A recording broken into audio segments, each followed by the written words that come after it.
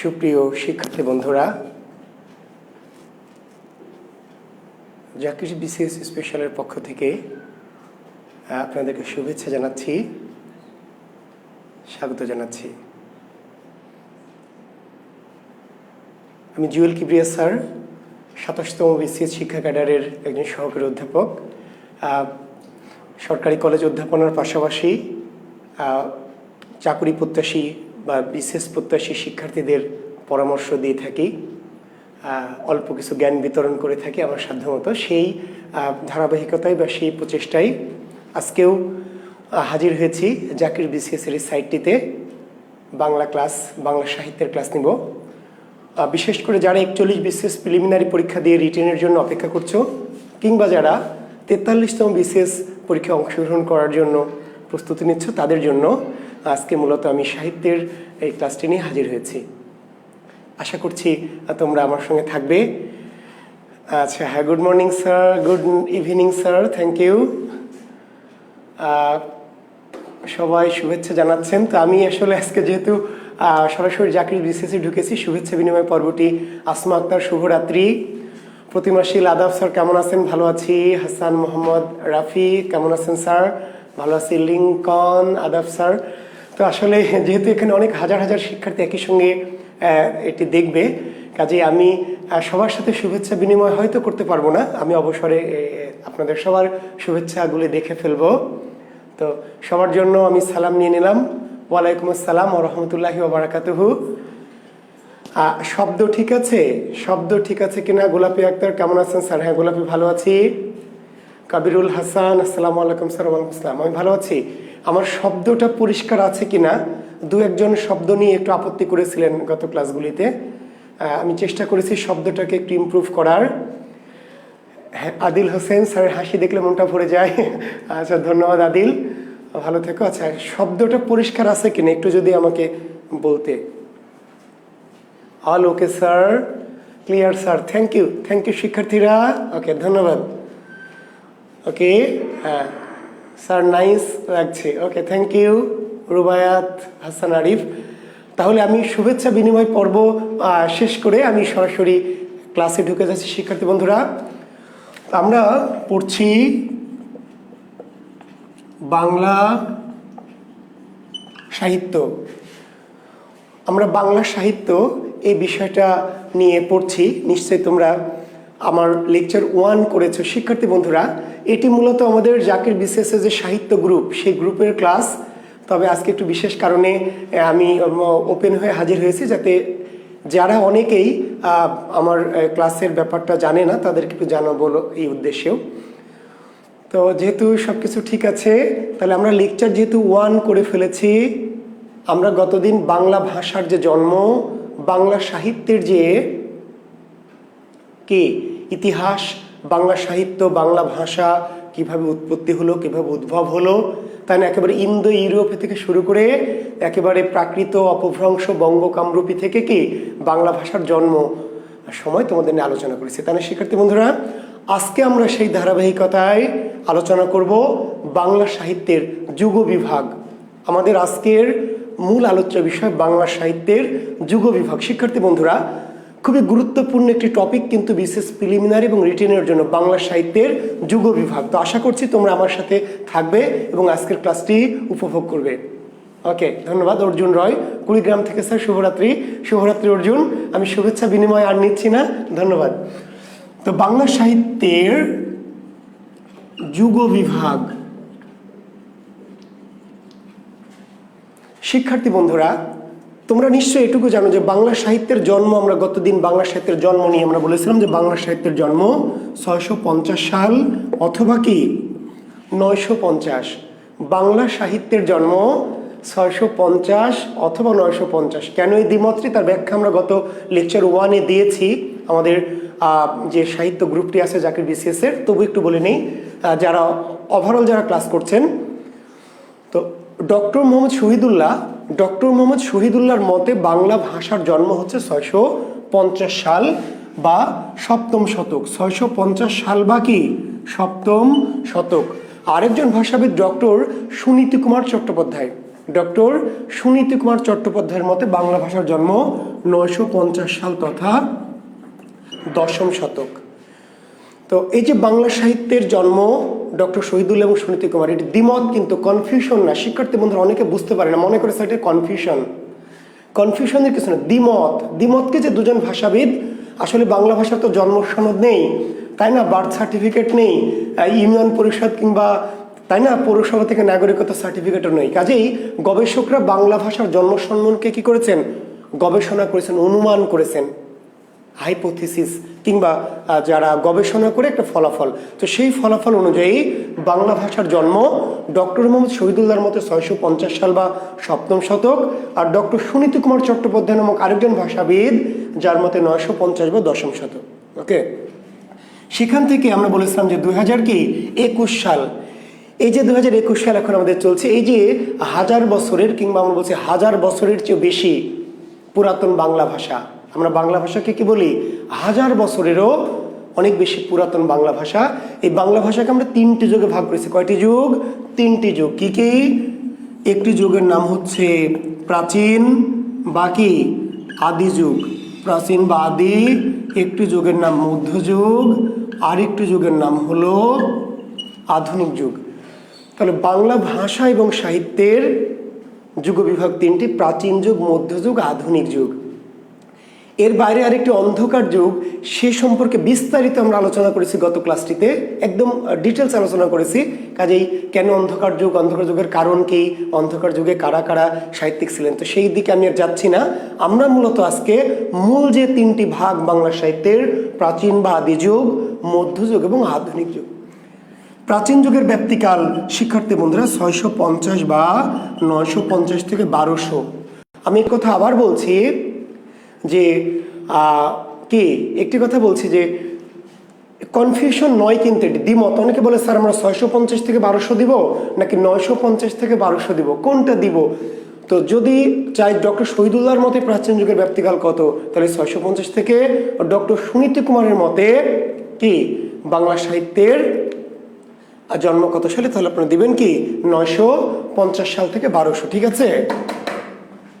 তাহলে কাজে এটা কিন্তু কনফিউশন না। আর যদি কোনো মত না চাই শিক্ষার্থী বন্ধুরা, কোনো মত যদি না চাই, তাহলে আমরা কি করব, লিঙ্কটা দিয়েছে, তাহলে আমরা কি করব, দুটার যেটা থাকবে সেটাই উত্তর দিব। 650 থেকে 1200 আবার 950 থেকে 1200, এই দুটি হলো প্রাচীন যুগের ব্যাপ্তিকাল। এখন এই দুটির যদি যে কোনো একটি থাকে তাহলে যেটা থাকবে সেটাই দেওয়া যাবে। আর যদি মতামত চাই তাহলে শহীদুল্লাহর মত চাইলে 650 থেকে 1200, সুনীতি কুমারের মত চাইলে 950 থেকে 1200। শিক্ষার্থী বন্ধুরা, যদি মতামত উল্লেখ না করে এবং দুটি যদি দেওয়া থাকে, সেই ক্ষেত্রে আমরা উত্তর দিব কোনটি, 950 থেকে 1200। যদি বলেন স্যার কেন, তাহলে এটা বলবো যে আধুনিক যারা ভাষাবিদ, ডক্টর হুমায়ুন আজাদ, ডক্টর এনামুল হক, এই সমস্ত আধুনিক ভাষাবিদদের মতে 950 থেকে 1200 এই মতটা বেশি যুক্তিযুক্ত। ফলে যদি কোনো মত উল্লেখ না করে এবং দুটি উল্লেখ থাকে, তাহলে সেই ক্ষেত্রে আমরা এই দুটোর মধ্যে একটা বেছে নিতে চাইলে দেবো 950 থেকে 1200। তবে আমার যে অভিজ্ঞতা, তাতে কোনো বছরে এমন প্রশ্ন হয়নি যেখানে দুটি ছিল, দুটির মধ্যে যে কোনো কি একটা অপশন ছিল, কাজে যেটা থাকবে সেটা উত্তর দিবেন। ওকে, আমরা এখানে আবার যাব। মধ্যযুগের ব্যাপ্তিকাল 1201 থেকে 1800। মধ্যযুগের ব্যাপ্তিকাল 1200 থেকে 1800। শিক্ষার্থী বন্ধুরা, যদিও এখানে ডক্টর হুমায়ুন আজাদ তার লাল নীল দীপাবলি গ্রন্থটিতে একটু দ্বিমত পোষণ করেছেন। তিনি বলেছেন মধ্যযুগের ব্যাপ্তিকাল 1351 থেকে 1800। তো এই মতটি আসলে গ্রহণ করবেন এই জন্য যে ডক্টর হুমায়ুন আজাদ স্যার যেটি করেছেন যে তিনি অন্ধকার যুগটাকে একটু আলাদা করে নিয়েছেন। তাহলে আমরা কি যুগ 4টি বলবো? আসলে যুগ তো আমরা 4টি বলছি না, তাই না? যুগ আমরা বলছি কিন্তু 3টি, প্রাচীন যুগ, মধ্যযুগ, আধুনিক যুগ বলে আমরা মধ্যযুগের একটি বিশেষ 150 বছরকে নাম দিয়েছি কি অন্ধকার যুগ। তো কাজে এটি কিন্তু আলাদা অংশ নয়, আলাদা যুগ নয়, এটি মধ্যযুগেরই কি একটি অংশ। ফলে এটাকে আমরা মধ্যযুগের বাইরে, অর্থাৎ 1201 থেকে 1350, এটাকে মধ্যযুগের বাইরে রাখার কিন্তু কোনো সুযোগ নেই। বুঝতে পেরেছেন? মানে 1201 থেকে 1350 এটাকে মধ্যযুগের বাইরে ফেলার কোনো সুযোগ নেই। মধ্যযুগের মধ্যে, কিন্তু ওইটাকে একটু আলাদা করে একটা বিশেষ নাম দেওয়া হয়েছে অন্ধকার যুগ। আমি আবার বলছি কেন, কারণ কি, এই কাহিনীগুলো আমরা লেকচার 1-এ আলোচনা করেছি। আমাদের জাকির বিসিএস এর আমাদের যে সাহিত্যের গ্রুপটি আছে আমাদের সেখানে, তো যারা করেননি তারা সম্ভব হলে করে ফেলবেন আর কি, দেখে নেবেন। আচ্ছা, এখন আমরা বলছিলাম তো আমরা আসলে এটি নিচ্ছি না, আমরা নিচ্ছি মধ্যযুগ 1200 থেকে কি 1800। Okay, clear? জি, থ্যাংক ইউ। আধুনিক যুগের ব্যাপ্তিকাল কত? 1801 থেকে কত বর্তমান, মানে এই যে এখন 2021 চলছে, তাহলে 21, 22 চললে 22, 23, যতদিন যাবে, অর্থাৎ 1801 থেকে কি বর্তমান। ওকে শিক্ষার্থী বন্ধুরা, এখন হয়তো আমাদেরকে এমন একটি প্রশ্ন করবে পিএসসি যে আধুনিক যুগ কত শতক থেকে বাংলার সাথে আধুনিক যুগ? বাংলা সাহিত্যে আধুনিক যুগ কত শতক থেকে? তাহলে কি বলবেন? 19 শতক। 1801 সাল মানে কি 19 শতক বা ঊনবিংশ শতক, ঠিক আছে। মধ্যযুগ বাংলার সাথে কখন থেকে? তাহলে দয়া করে 1351 থেকে মানে 1400 সাল বলবেন না, কি বলবেন? 1300 শতক। বাংলা সাহিত্যে মধ্যযুগের সূচনা হয়েছে কখন? ত্রয়োদশ শতক বা 13 শতক, ঠিক আছে। জি, তাহলে আমাদের বাংলা সাহিত্যে প্রাচীন যুগের ব্যাপ্তিকাল 650 থেকে 1200 বা 950 থেকে 1200। ডক্টর শহীদুল্লাহ সুনীতি কুমারের দুটো মত, আর দুটো মতের কোনোটি যদি উল্লেখ না থাকে এবং যদি দুটি দেওয়া থাকে, দুটি দেওয়ার সাপেক্ষে আমরা একটি গ্রহণ করতে হলে কি করব?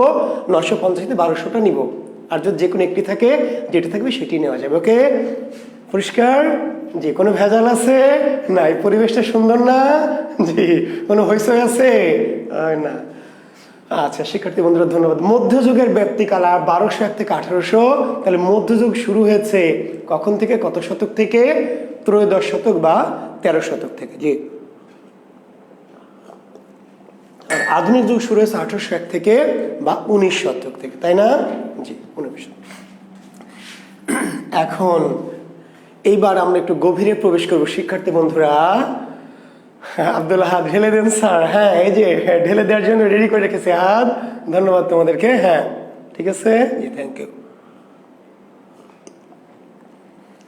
ভাই।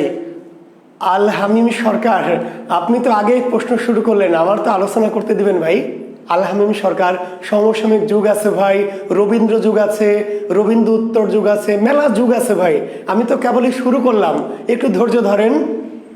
জি, বাংলা সাহিত্যের মধ্যযুগটা শিক্ষার্থী বন্ধুরা, বাংলা সাহিত্যের মধ্যযুগটাকে একটা বিশেষ ব্যক্তির নামে নামকরণ করা হয়েছে। বলতে পারবেন সেই নামটি? কেউ কমেন্টস করতে পারবেন? বাংলা সাহিত্যের যে মধ্যযুগ, এই মধ্যযুগটাকে একটা বিশেষ ব্যক্তির নামে নামকরণ করা হয়েছে। কিংবা বিসিএস পরীক্ষার প্রশ্নটি এমন আসতে পারে যে মধ্যযুগের বাংলা সাহিত্যের সবচেয়ে প্রভাবশালী ব্যক্তিত্বের নাম কি? বলেন দেখি, মধ্যযুগের বাংলা সাহিত্যের সবচেয়ে প্রভাবশালী ব্যক্তিত্বের নাম কি? কে বলতে পারবেন? চণ্ডীদাস নাকি বিদ্যাপতি নাকি মুকুন্দরাম চক্রবর্তী? বলেন।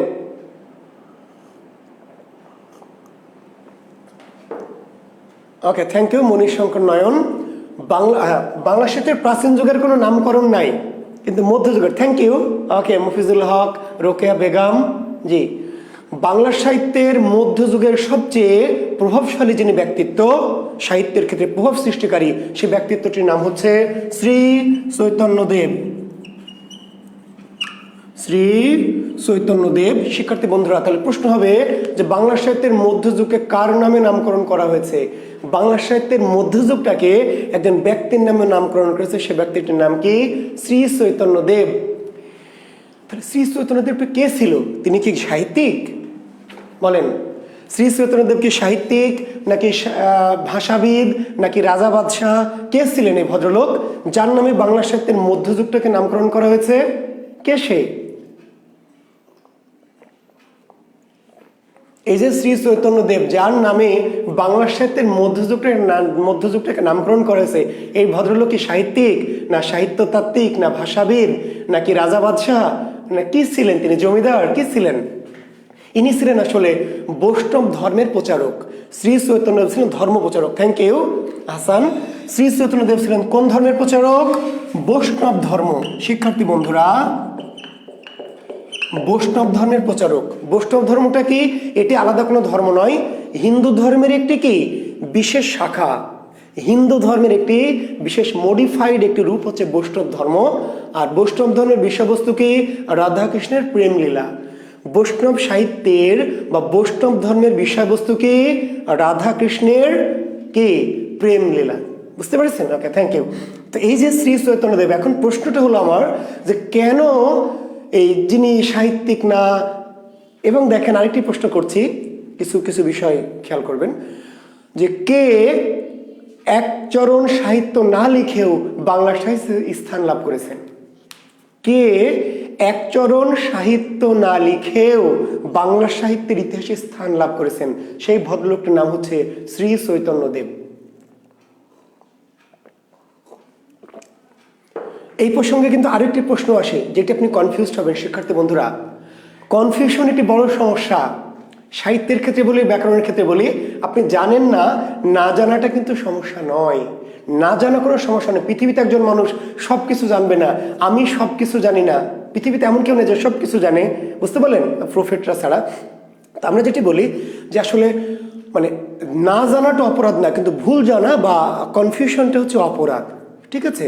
তো যেটি আমরা বলি যে কাজেই এই যে আমরা যেটি বললাম, কে একচরণ সাহিত্য না লিখেও বাংলা সাহিত্যে স্থান লাভ করেছেন? তিনি হচ্ছেন শ্রী চৈতন্যদেব। কোনো সাহিত্যই লেখেননি এই ভদ্রলোক, কোনো সাহিত্যই লেখেননি, কিন্তু কি করেছেন? বাংলা সাহিত্যে স্থান লাভ করেছেন। আবার এই প্রশ্নটিকে ঘুরে এইভাবে আসবে যে বাংলা ভাষায় একচরণ সাহিত্য না লিখেও কে বাংলা সাহিত্যে স্থান লাভ করেছেন? বাংলা ভাষায় একচরণ সাহিত্য না লিখেও কে বাংলা সাহিত্যে স্থান করেছেন? তিনি আবার কে? বিদ্যাপতি। দুটি প্রশ্ন কিন্তু অনেকটা একরকম, কিন্তু পার্থক্য আছে। বাংলা সাহিত্যে একচরণ সাহিত্য না লিখেও যিনি সাহিত্যে স্থান লাভ করেছেন বাংলা সাহিত্যে, তিনি হলেন বিদ্যাপতি। বাংলা লেখনে লিখেছিলেন মৈথিলি ভাষায়, লিখেছেন প্রাকৃত ভাষায়, লিখেছেন সংস্কৃত ভাষায়, লিখেছেন ব্রজবুলি ভাষায়। তাহলে বিদ্যাপতি সাহিত্যিক, সাহিত্য লিখেছেন কিন্তু বাংলা ভাষায় লেখেননি। ওকে, তাহলে কোন ব্যক্তি বাংলা ভাষায় সাহিত্য না লিখেও, এই যে দেখেন নাসরিন খানম, এই যে ভুলের মধ্যে আছে, এই যে নাসরিন খাতুন ভুলের মধ্যে আছে, লিখছে যে বিদ্যাপতি হবে। ভুলের মধ্যে থাকলে কিছু করার নাই। তাহলে বিদ্যাপতি হবে কখন? যখন বিদ্যাপতি সাহিত্য লিখেছেন কিন্তু। তাহলে প্রশ্নটি হচ্ছে যে কোন ব্যক্তি বাংলা ভাষায় সাহিত্য না লিখেও সাহিত্যের ইতিহাসে স্থান লাভ করেছেন বাংলা সাহিত্যে? বিদ্যাপতি বাংলা ভাষায় সাহিত্য লেখেননি, কিন্তু সাহিত্য লিখেছেন। ওকে, আর শ্রী চৈতন্যদেব হলেন এমন একজন ব্যক্তি যেই ভদ্রলোক কোনো সাহিত্যই লেখেননি, কোনো ভাষায় কোনো সাহিত্য লেখেন। তাহলে কোন ব্যক্তি কোনো সাহিত্য না লিখেও বা একচরণ সাহিত্য না লিখেও সাহিত্যের ইতিহাসে স্থান লাভ করেছেন? তিনি হচ্ছেন শ্রী চৈতন্যদেব। আর কোন ব্যক্তি বাংলা ভাষায় বাংলা ভাষায় কি একচরণ সাহিত্য না লিখেও সাহিত্যে স্থান লাভ করেছেন? তিনি হলেন বিদ্যাপতি।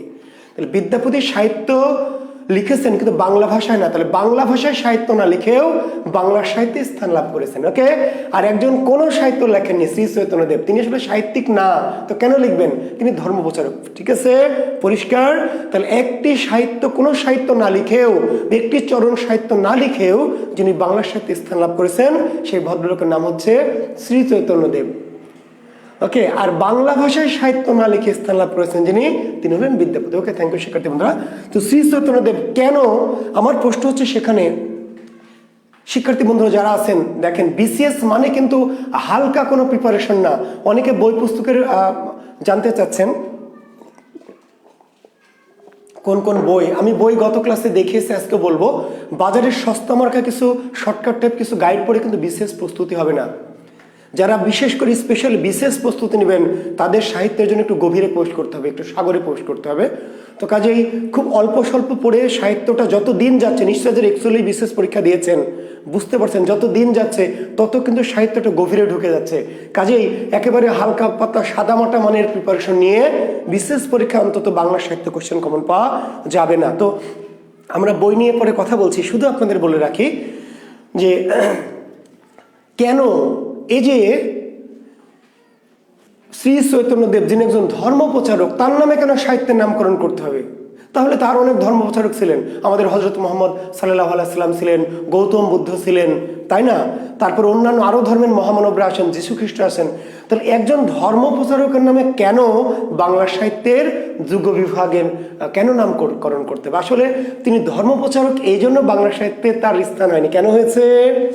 এবার আসি মূল কথায়।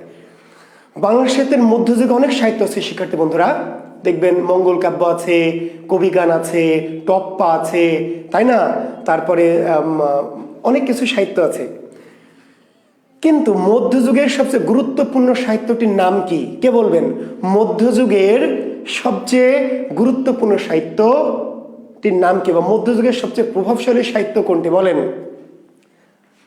মধ্যযুগের সবচেয়ে দামি সাহিত্য শাখা কোনটি? সবচেয়ে দামি বলেন, কমেন্টস করেন দেখি।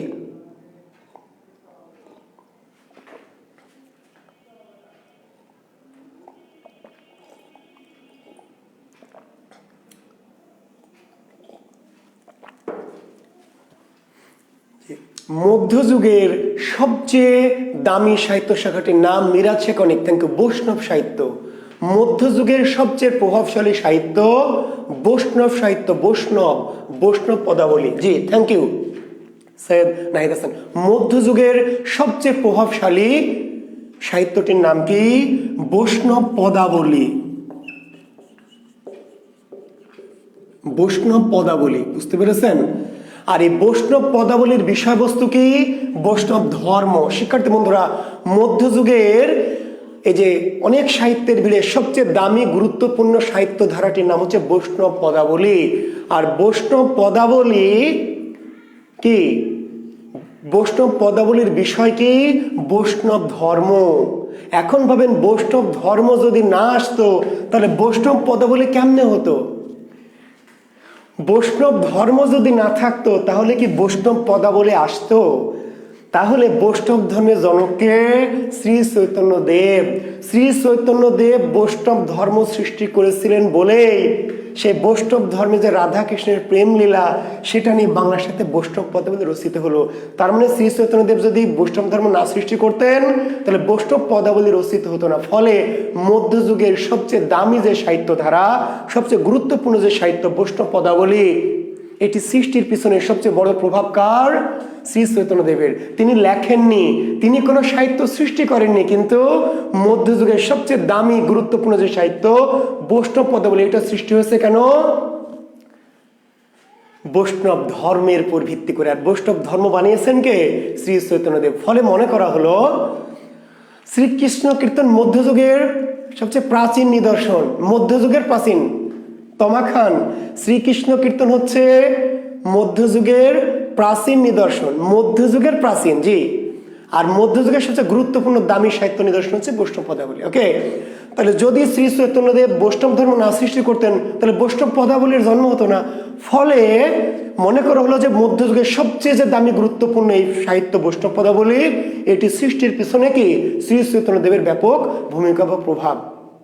ফলে বাংলা সাহিত্যের মধ্যযুগটাকে নামকরণ করা হয়েছে কার নামে? জি, শ্রী চৈতন্য দেবের নামে। তো এই মধ্যযুগকে তো একটু বলে রাখি, শ্রী চৈতন্য দেবের একটু সংক্ষেপে বলি। জন্ম কত সালে? 1486 সালে। 1486 সালে নদিয়া বা নবদ্বীপ। শ্রী চৈতন্যদেবের জন্ম 1486 সালে নদিয়া বা নবদ্বীপে। একজন শিক্ষার্থী আমাকে কমেন্ট করেছে, স্যার আমার বাড়ি নদিয়াতে। তো ধন্যবাদ শিক্ষার্থী বন্ধু তোমাকে। আর মৃত্যুবরণ করেছেন কত সালে? 1533 সালে পুরী, ভারতের পুরীতে। এই শ্রী চৈতন্যদেব জন্মগ্রহণ করেছেন 1486 সালে নদিয়া বা নবদ্বীপে, আর মৃত্যুবরণ করেছেন 1533 সালে পুরীতে। এই তথ্যগুলি বাংলাতে শুধু না, অনেক সময় সাধারণ জ্ঞানের প্রশ্ন হয়। আমার মনে আছে আমি যখন 27তম বিসিএস পরীক্ষা দেই, 27তম বিসিএসে আমি কোয়ালিফাই করেছিলাম। জি, জীবনে একটাই বিসিএস দিয়েছি, 27 বিসিএস। তো সেখানে মনে আছে আমার এখনো যে গৌতম বুদ্ধের জন্ম কোথায় প্রশ্ন আছে, দেখবেন 27 বিসিএসের সাধারণ জ্ঞান প্রশ্ন দেখবেন গৌতম বুদ্ধের জন্ম কোথায় প্রশ্ন দেখবেন, উত্তর নেপালের লুম্বিনী। তাই না? জি। মৃত্যু কোথায় আসতে পারে? নেপালের কুশীনগর। আবার চৈতন্যদেবের জন্ম 1406 সালে নদিয়া বা নবদ্বীপ, আর মৃত্যু 1533 সালে পুরীতে। জি। তো এই শ্রী চৈতন্যদেব যিনি বাংলা সাহিত্যের মধ্যযুগের সবচেয়ে প্রভাব সৃষ্টিকারী ব্যক্তিত্ব, কারণ তিনি এই মধ্যযুগে বৈষ্ণব ধর্ম সৃষ্টি করেছিলেন। আর বৈষ্ণব ধর্ম সৃষ্টি করেছিলেন বিধায় এই ধর্মের রাধা কৃষ্ণের প্রেম লীলাকে নিয়ে কি বৈষ্ণব পদাবলী রচিত হয়েছে। বিষয়বস্তুতে পার্থক্য নেই। Sakib Hossain, thank you. বৈষ্ণব পদাবলী শ্রীকৃষ্ণ কীর্তনের বিষয়বস্তু এক, ধন্যবাদ প্রশ্ন করার জন্য। বৈষ্ণব পদাবলীর বিষয়বস্তু কি? রাধাকৃষ্ণের প্রেমলীলা। শ্রীকৃষ্ণ কীর্তন কাব্যের বিষয়বস্তু কি? রাধাকৃষ্ণের প্রেমলীলা। কিন্তু পার্থক্য হলো জীবন দৃষ্টিতে, দর্শন। শ্রীকৃষ্ণ কীর্তন একেবারে ডাইরেক্ট মানব মানবীর প্রেম, আর বৈষ্ণব পদাবলী মানব মানবীর প্রেম না, জীবাত্মার সাথে পরমাত্মার প্রেম। আবার ভালো করে বলছি, দুটিরই বিষয় এক, রাধাকৃষ্ণের প্রেমলীলা। কিন্তু একটা হলো শ্রীকৃষ্ণ কীর্তন কাব্যের, এটা হলো সাধারণ প্রেম, সেখানে কোনো তত্ত্ব নেই, আধ্যাত্মিকতা নেই, এমনি সাধারণ প্রেম, কৃষ্ণের সাথে রাধার প্রেম মিলন ইত্যাদি। আর বৈষ্ণব পদাবলীর যে রাধাকৃষ্ণ, সে রাধাকৃষ্ণ মানব মানবী না, কি জীবাত্মার পরমাত্মা। তো সেই তত্ত্ব আমি যখন আলোচনা করব ডিটেলস, বৈষ্ণব পদাবলী পড়াবো আপনাদের শিক্ষার্থী বন্ধুরা, জি, যখন আমি বৈষ্ণব পদাবলী পড়াবো আপনাদের বুঝিয়ে দিব যে বৈষ্ণব পদাবলীর সাথে শ্রীকৃষ্ণ কীর্তনের পার্থক্যকে। আমি পার্থক্যটা সংক্ষেপে বোঝালাম যে রাধাকৃষ্ণের শ্রীকৃষ্ণ কীর্তন কাব্যের প্রেমটা হচ্ছে সাধারণ প্রেম, আর বৈষ্ণব পদাবলী রাধাকৃষ্ণের প্রেমটা কি?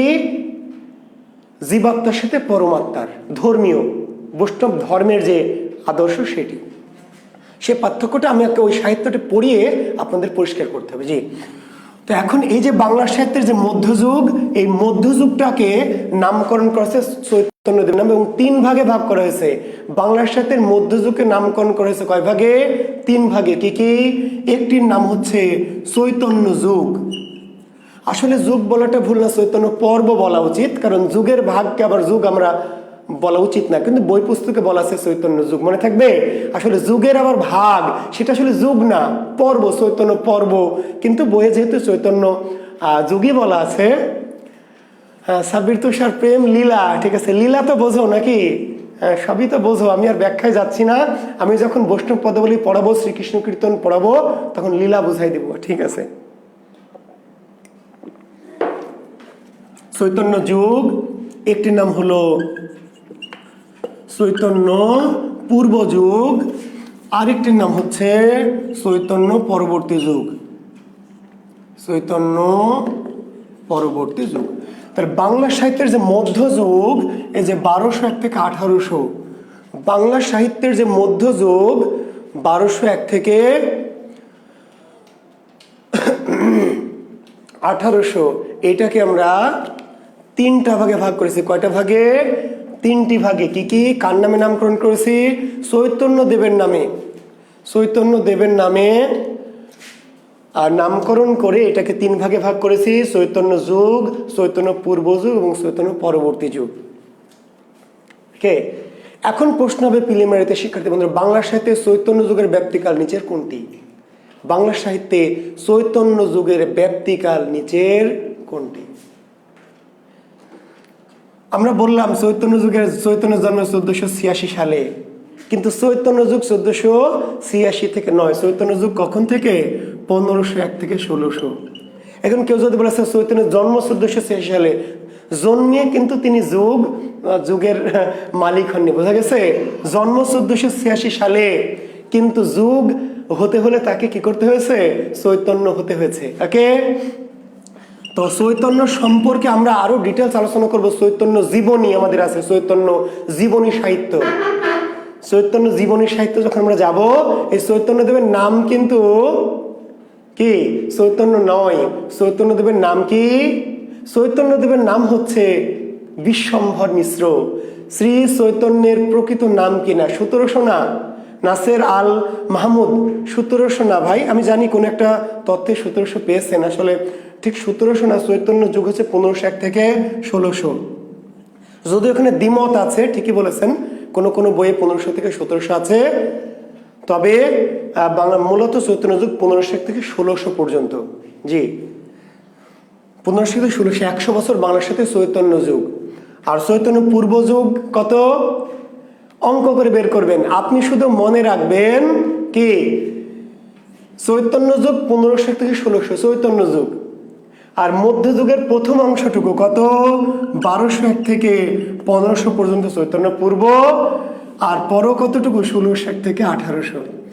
আপনার এই দুটো সাল কিন্তু মুখস্থ করে রাখতে হবে না, আপনাকে ওই দুটি সাল মুখস্থ করে রাখতে হবে না, বোঝা গেছে শিক্ষার্থী বন্ধুরা?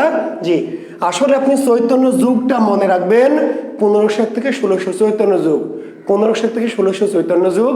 যদি তাই হয় তাহলে যদি চৈতন্য পূর্ব আর পরবর্তী চাই তাহলে কি করবেন, অঙ্ক করে বের করে দেবেন। ওই যে মধ্যযুগ 1200 থেকে 1800, তাহলে এইটা যদি চৈতন্য যুগ হয় তাহলে এর আগের টুকু চৈতন্য পূর্ব যুগ আর পরের টুকু কি চৈতন্য পরবর্তী যুগ, পরের টুকু চৈতন্য পরবর্তী যুগ।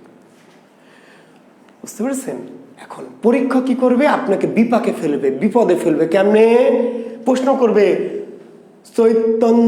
প্রাক চৈতন্য যুগ কোনটি, প্রশ্ন করবে প্রাক চৈতন্য যুগ কোনটি। এখন বলবেন স্যার আপনি পড়লেন চৈতন্য পূর্ব, তো চৈতন্য পূর্ব যুগের অপর নাম কি? প্রাক চৈতন্য। চৈতন্য পূর্ব যুগের অপর নাম কি? চৈতন্য পূর্ব মানে কি শিক্ষার্থী বন্ধুরা?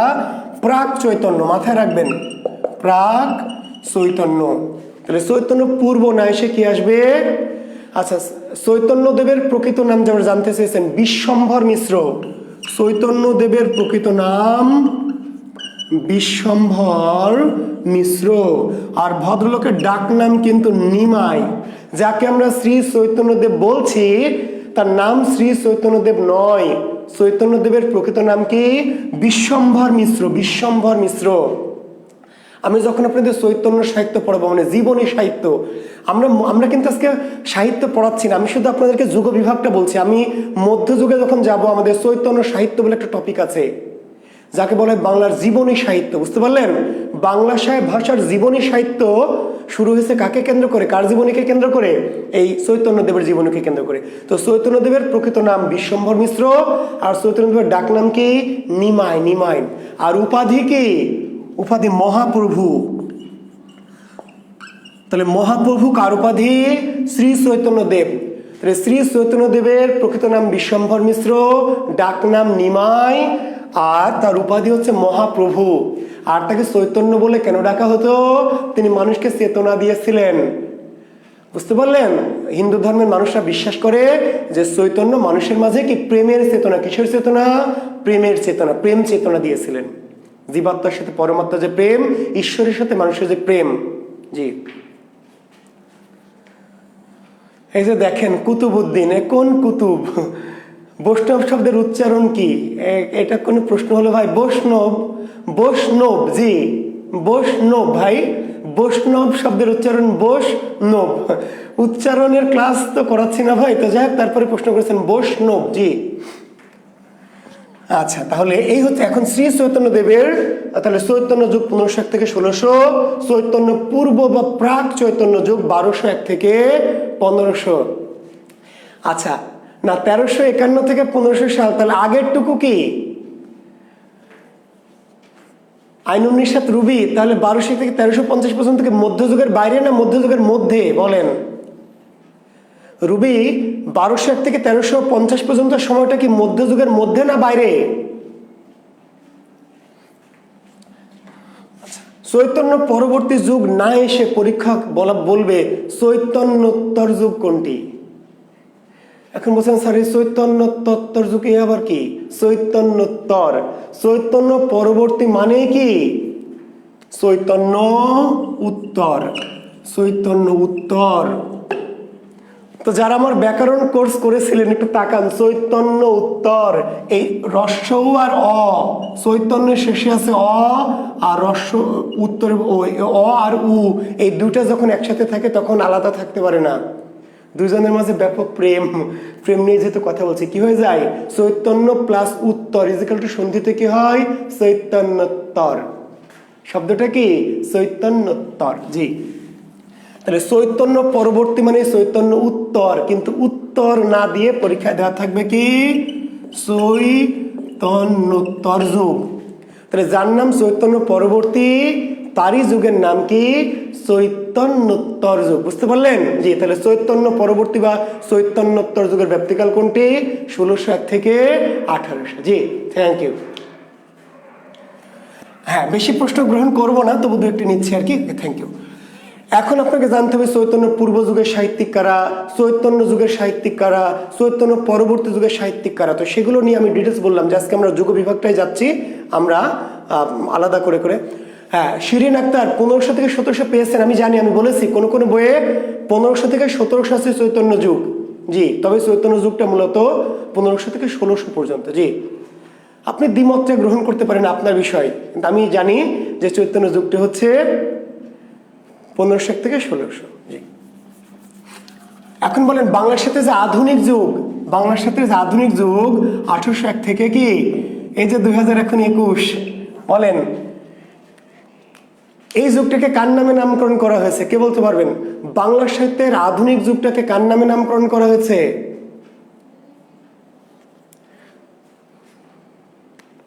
আচ্ছা, আমার নাম্বার চেয়েছেন কেউ কেউ, আমি একটু বলে দিই, 01712337554। এটি আমার পার্সোনাল নাম্বার। অনেকেই নাম্বার আমি একবারই বলে নিচ্ছি, 01712337554। এটি আমার পার্সোনাল নাম্বার। যদি আপনারা প্রয়োজন মনে করেন, কোনো বিষয়ে কনফিউশন হন, যোগাযোগ করবেন। জি, আর আমাদেরকে সাইট আছে জাকির বিসিএস স্পেশাল, যে এখানে আপনারা ক্লাসটা দেখছেন, আমরা একটা সাহিত্যের কোর্স করাচ্ছি এখানে, অলরেডি শুরু করেছি। গতকাল একটা ক্লাস হয়েছে, গতকাল, আর আজকে সেকেন্ড ক্লাস চলছে। এইভাবে সপ্তাহের 3 দিন, শনি সম্বুধ 3 দিন রাত 9টা থেকে এই ক্লাসগুলি চলবে। মোট 40টি ক্লাস, মোট সাহিত্যের 40টি ক্লাস হবে এবং পরীক্ষা হবে আর কি, যতগুলি প্রয়োজন মনে করছি আমরা। তো আপনারা যারা আমাদের জাকির বিসিএস এর সাইটে দেখবেন, আমাদের একটা নোটিশ দেওয়া আছে, বিজ্ঞাপন দেওয়া আছে। যারা আগ্রহী মনে করবেন, যারা মনে করেন যে স্যারের কাছে পড়লে আমরা শিখতে পারবো বা জানতে পারবো, এটি দরকার আছে, তাহলে তারা এটি বিসিএস রিটেনের যে 30 নম্বর সাহিত্যের, সেটি আমরা কভার করব, প্লাস প্রিলিমিনারি বা অন্যান্য জবের। তো আপনারা যারা আগ্রহী, তারা জাকির বিসিএস এর এই সাইট থেকে আমাদের ভর্তির প্রক্রিয়াটা জেনে নেবেন, কারণ এটি আমরা আজকে দিচ্ছি। আগামী দিন থেকে আমাদের ক্লাসগুলো শুধু প্রাইভেট গ্রুপেই হবে। আমরা জাস্ট একটু প্রচারের জন্য ক্লাসটি সরাসরি দিয়েছি। তো যারা আমাদের গ্রুপে ভর্তি হননি, অলরেডি আমরা 1000 স্টুডেন্ট পেয়ে গেছি। তারপরেও যারা ভর্তি হতে চান, আমরা আরও 2 দিন সুযোগ পাবেন, আগামী বুধবার পর্যন্ত সুযোগ পাবেন, যে আপনারা চাইলে আমাদের জাকির বিসিএসে ঢুকে, যে নোটিশ আছে সেখান থেকে ঢুকে আপনারা জি ক্লাস করতে পারবেন 500 টাকা বিকাশ করে। জি, তো ধন্যবাদ, আমরা ক্লাসে যাচ্ছি আবার। তো শিক্ষার্থী বন্ধুরা, তাহলে আমরা বলছিলাম যে বাংলা, আপনারা অনেকে উত্তর দিয়েছেন রবীন্দ্রনাথ ঠাকুর। জি, বাংলা সাহিত্যের আধুনিক যুগটাকে নামকরণ করা হয়েছে কার নামে? রবীন্দ্রনাথ ঠাকুরের নামে। তো কেন তার ব্যাখ্যার দরকার নেই? মধ্যযুগটা শ্রী চৈতন্যদেবের নামে, কেন তার ব্যাখ্যা দিয়েছি? কারণ শ্রী চৈতন্যদেবের নাম আপনারা জানেন না, কেন তার নামে নামকরণ করলো? ধর্ম প্রচারকের নামে কেন সাহিত্যের নামকরণ করা হলো, তার জন্য ব্যাখ্যা দিয়েছি। কিন্তু রবীন্দ্রনাথের নামে কেন নামকরণ করা হলো, এর ব্যাখ্যার তো দরকার নাই। তাও যদি কেউ জানতে চান রবীন্দ্রনাথ ঠাকুরের নামে কেন, মাইকেলের নামে কেন নয়, বিদ্যাসাগরের নামে কেন নয়, নজরুলের নামে কেন নয়, তার উত্তর হচ্ছে একটা সিম্পল উত্তর, যে বাংলা সাহিত্যে কোটি গ্রন্থ বা লক্ষ সাহিত্যিক, তার মধ্যে একজন সাহিত্যিক যিনি নোবেল পুরস্কার পেয়েছেন, তিনি হলেন রবীন্দ্রনাথ। সিম্পল উত্তর। বাংলা সাহিত্যে লক্ষ লক্ষ সাহিত্যিকের ভিড়ে একজন সাহিত্যিক যিনি নোবেল পুরস্কার পেয়েছেন, কাজে তার নামে বাংলা সাহিত্যের আধুনিক যুগটাকে নামকরণ করা হয়েছে। কাজে এই ক্ষেত্রে আরো অধিক ব্যাখ্যার দরকার নেই। জি, তো রবীন্দ্রনাথের নামে নামকরণ করে এই বাংলা সাহিত্যের অনন্য কারণ, থ্যাংক ইউ, কারণ নোবেল পুরস্কার পেয়েছেন একজন সাহিত্যিককে, যে তার নামে আধুনিক যুগটাকে নামকরণ করা হয়েছে। এখানে কোনো আমাদের আর অতিরিক্ত ব্যাখ্যার দরকার নেই। জি, তাই রবীন্দ্রনাথের নামে নামকরণ করে আধুনিক যুগটাকে আমরা 3 ভাগে ভাগ করেছি। কয় ভাগে? 3 ভাগে। কি? ওই একইভাবে শিক্ষার্থী বন্ধু, একইভাবে একটু হলো রবীন্দ্র যুগ। তবে আমি আবার বলছি, রবীন্দ্র যুগ না বলে রবীন্দ্র পর্ব বলাটা বেশি যুক্তিযুক্ত আমার মতে। তবে যেহেতু বই পুস্তকে রবীন্দ্র যুগই বলা আছে, কিন্তু রবীন্দ্র পর্ব কেন আমি বলার পক্ষপাতী, কারণ যুগের যে ভাগ, তাকে আবার যুগ বলাটা আমার কাছে ভালো লাগে না। পর্ব, যুগের ভাগকে আমরা পর্ব, তবু যেহেতু বই পুস্তকে এভাবে আছে, তো এই বাংলা সাহিত্যের আধুনিক যুগটাকে 3 ভাগে ভাগ করা হয়েছে রবীন্দ্রনাথের নামকরণ করে। একটি হচ্ছে রবীন্দ্র যুগ, একইভাবে একটি হচ্ছে কি রবীন্দ্র পূর্ব যুগ, আরেকটি কি রবীন্দ্র পরবর্তী যুগ। একইভাবে ভাগ, অর্থাৎ ওই যে যেমন চৈতন্যদেবের নামে চৈতন্য যুগ, চৈতন্য পূর্ব যুগ আর চৈতন্য পরবর্তী যুগ, ঠিক তেমনি আধুনিক যুগটাকে রবীন্দ্রনাথের নামে নামকরণ করে রবীন্দ্র যুগ, রবীন্দ্র পূর্ব যুগ এবং রবীন্দ্র পরবর্তী যুগ। এখন শিক্ষার্থী বন্ধুরা নিশ্চয়ই বুঝতে পারছেন, বিসিএস প্রশ্ন হবে এমন, নিচের কোনটি রবীন্দ্র যুগ বা রবীন্দ্র যুগের ব্যাপ্তিকাল নিচের কোনটি? নিচের কোন সময়কে রবীন্দ্র যুগ ধরা হয়? তাহলে আপনাকে রবীন্দ্র যুগের সময়টা একটু বলে নিই। কত? 1901 থেকে 1940। 1901 থেকে 1940 এই সময়কে বাংলা সাহিত্যে বলা হয় রবীন্দ্র যুগ। 1901 থেকে 1940 পর্যন্ত সাহিত্য সময়কে বাংলা সাহিত্যে বলা হয় রবীন্দ্র যুগ। যদিও রবীন্দ্রনাথের জন্ম 1861, তাই না? রবীন্দ্রনাথের জন্ম 1861 সালে, কিন্তু 1861 সালে জন্মেই তো তিনি রবীন্দ্র যুগের মালিক হননি। যুগ তৈরি করতে হলে তাকে কি আগে রবীন্দ্রনাথ হতে হয়েছে, বুঝতে পেরেছেন? মানে আমি জুয়েল কিবরিয়া জন্মালাম, জন্মেই তো আর জুয়েল কিবরিয়া হয়নি, তাই না রে ভাই? অর্থাৎ জুয়েল কিবরিয়া হতে হলে বা নজরুল হতে হলে তাকে নজরুল হতে হয়েছে, তো হতে হলে সময় লেগেছে। তো 1861 খ্রিস্টাব্দে যদিও জন্মেছেন রবীন্দ্রনাথ, কিন্তু 1861 সাল থেকে রবীন্দ্র যুগ না, তিনি রবীন্দ্রনাথ হয়েছেন আগে, বুঝতে পারলেন?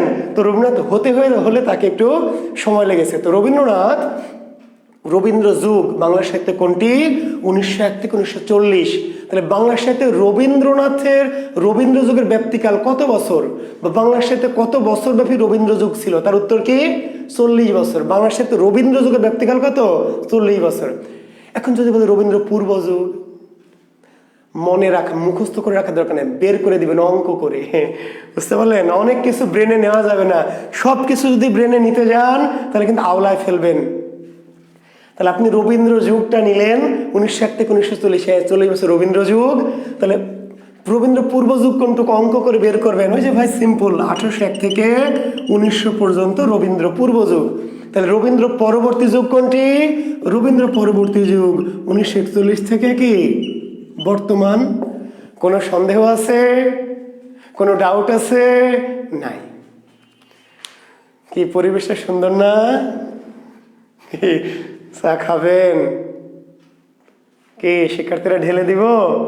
আচ্ছা, না, ঠিক আছে।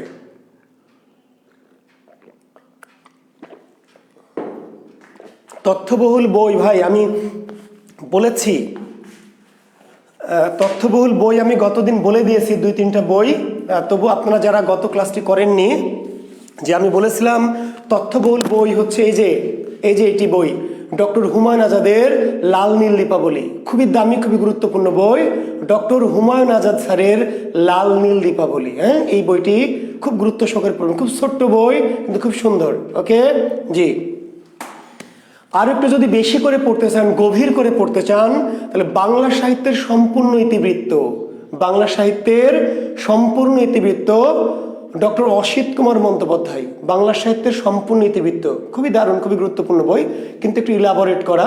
যারা পড়তে চান বা পড়তে পারবেন পড়বেন। আমি বলি হ্যাঁ, বাজারে কিছু প্রচলিত বই আছে প্রফেসর্স প্রকাশনীর, পড়বেন, খারাপ বলছি না। ওরাকল প্রকাশনী, প্রফেসর্স প্রকাশনী, জেনুইন বা সেলফ অ্যাসেসমেন্ট, সেগুলিও ভালো, কিন্তু পাশাপাশি এই ধরনের মূল বইগুলি পড়লে আপনাদের জ্ঞানের গভীরতা বাড়বে। জি, এই যে দেখেন একটা বাংলা সাহিত্যের ইতিবৃত্ত, বাংলা সাহিত্যের ইতিবৃত্ত, এগুলো মূল বই, ইতিহাস, বাংলা সাহিত্যের কি মূল ইতিহাস। দেখেন মোহাম্মদ আব্দুল হাই, সৈয়দ আলী আহসান, খুব বিখ্যাত দুজন ব্যক্তি, মোহাম্মদ আব্দুল হাই, সৈয়দ আলী আহসান, বাংলা সাহিত্যের কি ইতিবৃত্ত। খুবই দারুণ, খুবই গুরুত্বপূর্ণ বই। হ্যাঁ, সময় বলে পড়বেন, ঠিক আছে? এই যে দেখেন আমার একটি বই আছে বাংলা কোষ নামে। জি, আমার একটি বই বাংলা কোষ। এই বইটিও আমি আমার নিজের মতো করে সাজিয়েছি। আপনারা যারা মনে করেন সম্ভব হলে, ভালো লাগবে, আমার ধারণা যারা নিয়েছেন ভালো লেগেছে, এবং যারা নিতে চান বাংলা কোষ, এই বইটির লেখক আমি, সম্ভব হলে এই বইটি আপনারা সংগ্রহ করতে পারবেন। ওকে জি, ঠিক আছে না? জি, এর পাশাপাশি আপনারা ঢাকা বিশ্ববিদ্যালয়ের ডক্টর সৌমিত্র শেখর স্যারের যে সাহিত্য জিজ্ঞাসা বইটি সম্ভব হলে আপনারা নেবেন। সেই বইটি অনেক ভালো মানের একটি বই, আপনারা পড়তে পারবেন। জি, তো তাহলে আমরা চলে যাচ্ছি আলোচনায়। আমি বারবার আর আমাকে প্রশ্ন করবেন না, দয়া করে আমরা একটু ক্লাস করি। ওকে, তাহলে আমরা বলছিলাম যে রবীন্দ্র পূর্ব যুগ, রবীন্দ্র যুগ এবং রবীন্দ্র কি পরবর্তী যুগ। তাহলে রবীন্দ্র পরবর্তী যুগ কত? 1901। জি, এই যে দেখেন আসিফা ফারজানা, হ্যাঁ, এই একটা গাধি। এই গাধিগুলো কই থেকে? বাংলা কোষের বিষয়বস্তু কি স্যার? বাংলা কোষের বিষয়বস্তু মানে এটা তো সাহিত্যের বই না রে বোকামি। এই যে সাহিত্য যা যা প্রাচীন যুগ, মধ্যযুগ, আধুনিক যুগ, চর্যাপদ, বাংলা সাহিত্য এবং ব্যাকরণ, বিষয়বস্তু কি মানে? এটা তো উপন্যাসটা, নাটক না। কি পাগল যেগুলো। বইটির দাম 200 টাকা। বইটির দাম 200 টাকা, তবে যেহেতু বাজারে ওইভাবে সব জায়গায় পাওয়া যাবে না, আমি একটি নাম্বার দিচ্ছি যারা নিতে চান। জি, আমার বইটাতে ব্যাকরণ সাহিত্য দুটোই আছে, 0174747277712। জি, এই নাম্বারটিতে ফোন দিলে ওরা আপনাদের কুরিয়ার করে পাঠানোর ব্যবস্থা করবে। আমার বইটি বাজারে খুব বেশি প্রচলিত নয়। জি না, রূপক বাংলা ব্যাকরণ কোর্স এই কোর্সে পড়াবো না, এটি শুধু সাহিত্যের কোর্স। রূপক, এই কোর্সটি শুধু সাহিত্যের, যে কোর্সটি আমরা এখন চাকরি বিশেষে করছি, সাহিত্য হইতে একটা সমুদ্র, অনেক সাহিত্য আমরা পড়াবো। আর সাহিত্য শেষ করে আমরা ব্যাকরণের আলাদা কোর্স দিব। জি, সাহিত্যের পরে ব্যাকরণ। জি, ইমরান হোসেন, না এখানে ব্যাকরণ থাকবে না, এই 500 টাকা দিয়ে শুধু সাহিত্যটা পাবেন। সাহিত্য, শুধু সাহিত্য অংশটুকু আমরা করাবো। সাহিত্য মানে অনেক, সাহিত্যে কিন্তু 20 নম্বর, সাহিত্যে কিন্তু কি প্রিলিমিনারিতে 35-এর মধ্যে 20 নম্বর সাহিত্যের, আবার রিটেনে 30 নম্বর। এইটুকু আমরা এই কোর্সে কভার করব। আর যারা ব্যাকরণ করতে চান, আমরা এই কোর্সের পরে কি করব, সাহিত্য কোর্সটা শেষ করে কি ব্যাকরণ কোর্স দিব আলাদা। যারা করতে চান তারা করবেন, সবাই যদি না করতে চাই। Thank you. Okay, thank you শিক্ষার্থী বন্ধুরা।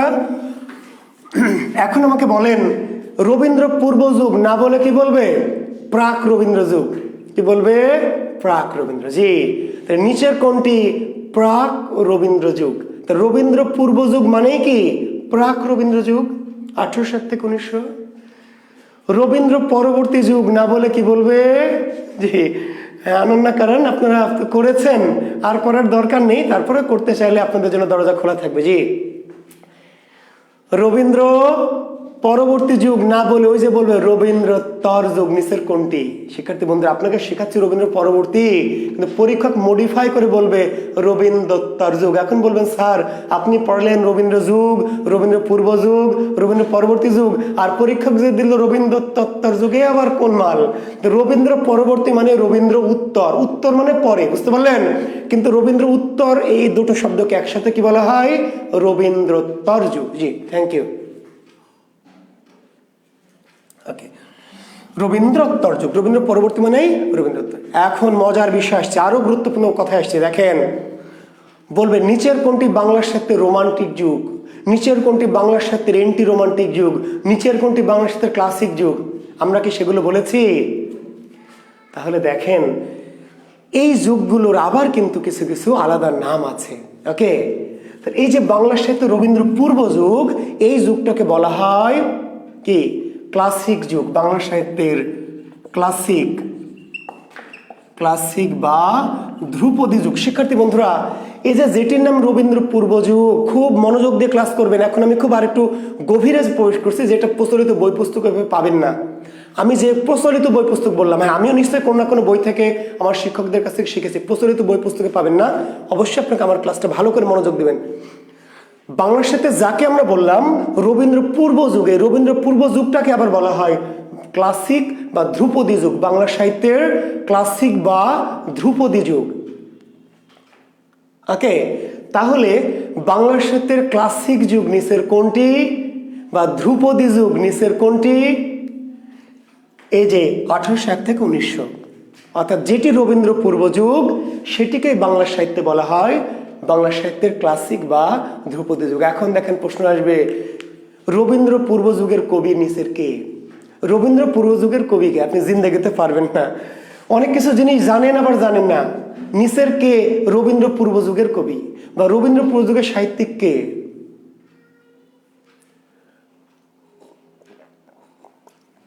রবীন্দ্র পূর্ব যুগের সাহিত্যিকে রবীন্দ্রনাথের গুরুকে বলেন তো শিক্ষার্থী বন্ধুরা, রবীন্দ্রনাথের গুরুকে দেখি, লেখেন দেখি কে পারেন। রবীন্দ্রনাথের গুরুকে, রবীন্দ্রনাথ কার শিষ্য? কমেন্টসে লেখেন দেখি, আপনাদের জ্ঞানের বহর একটু দেখে নিই।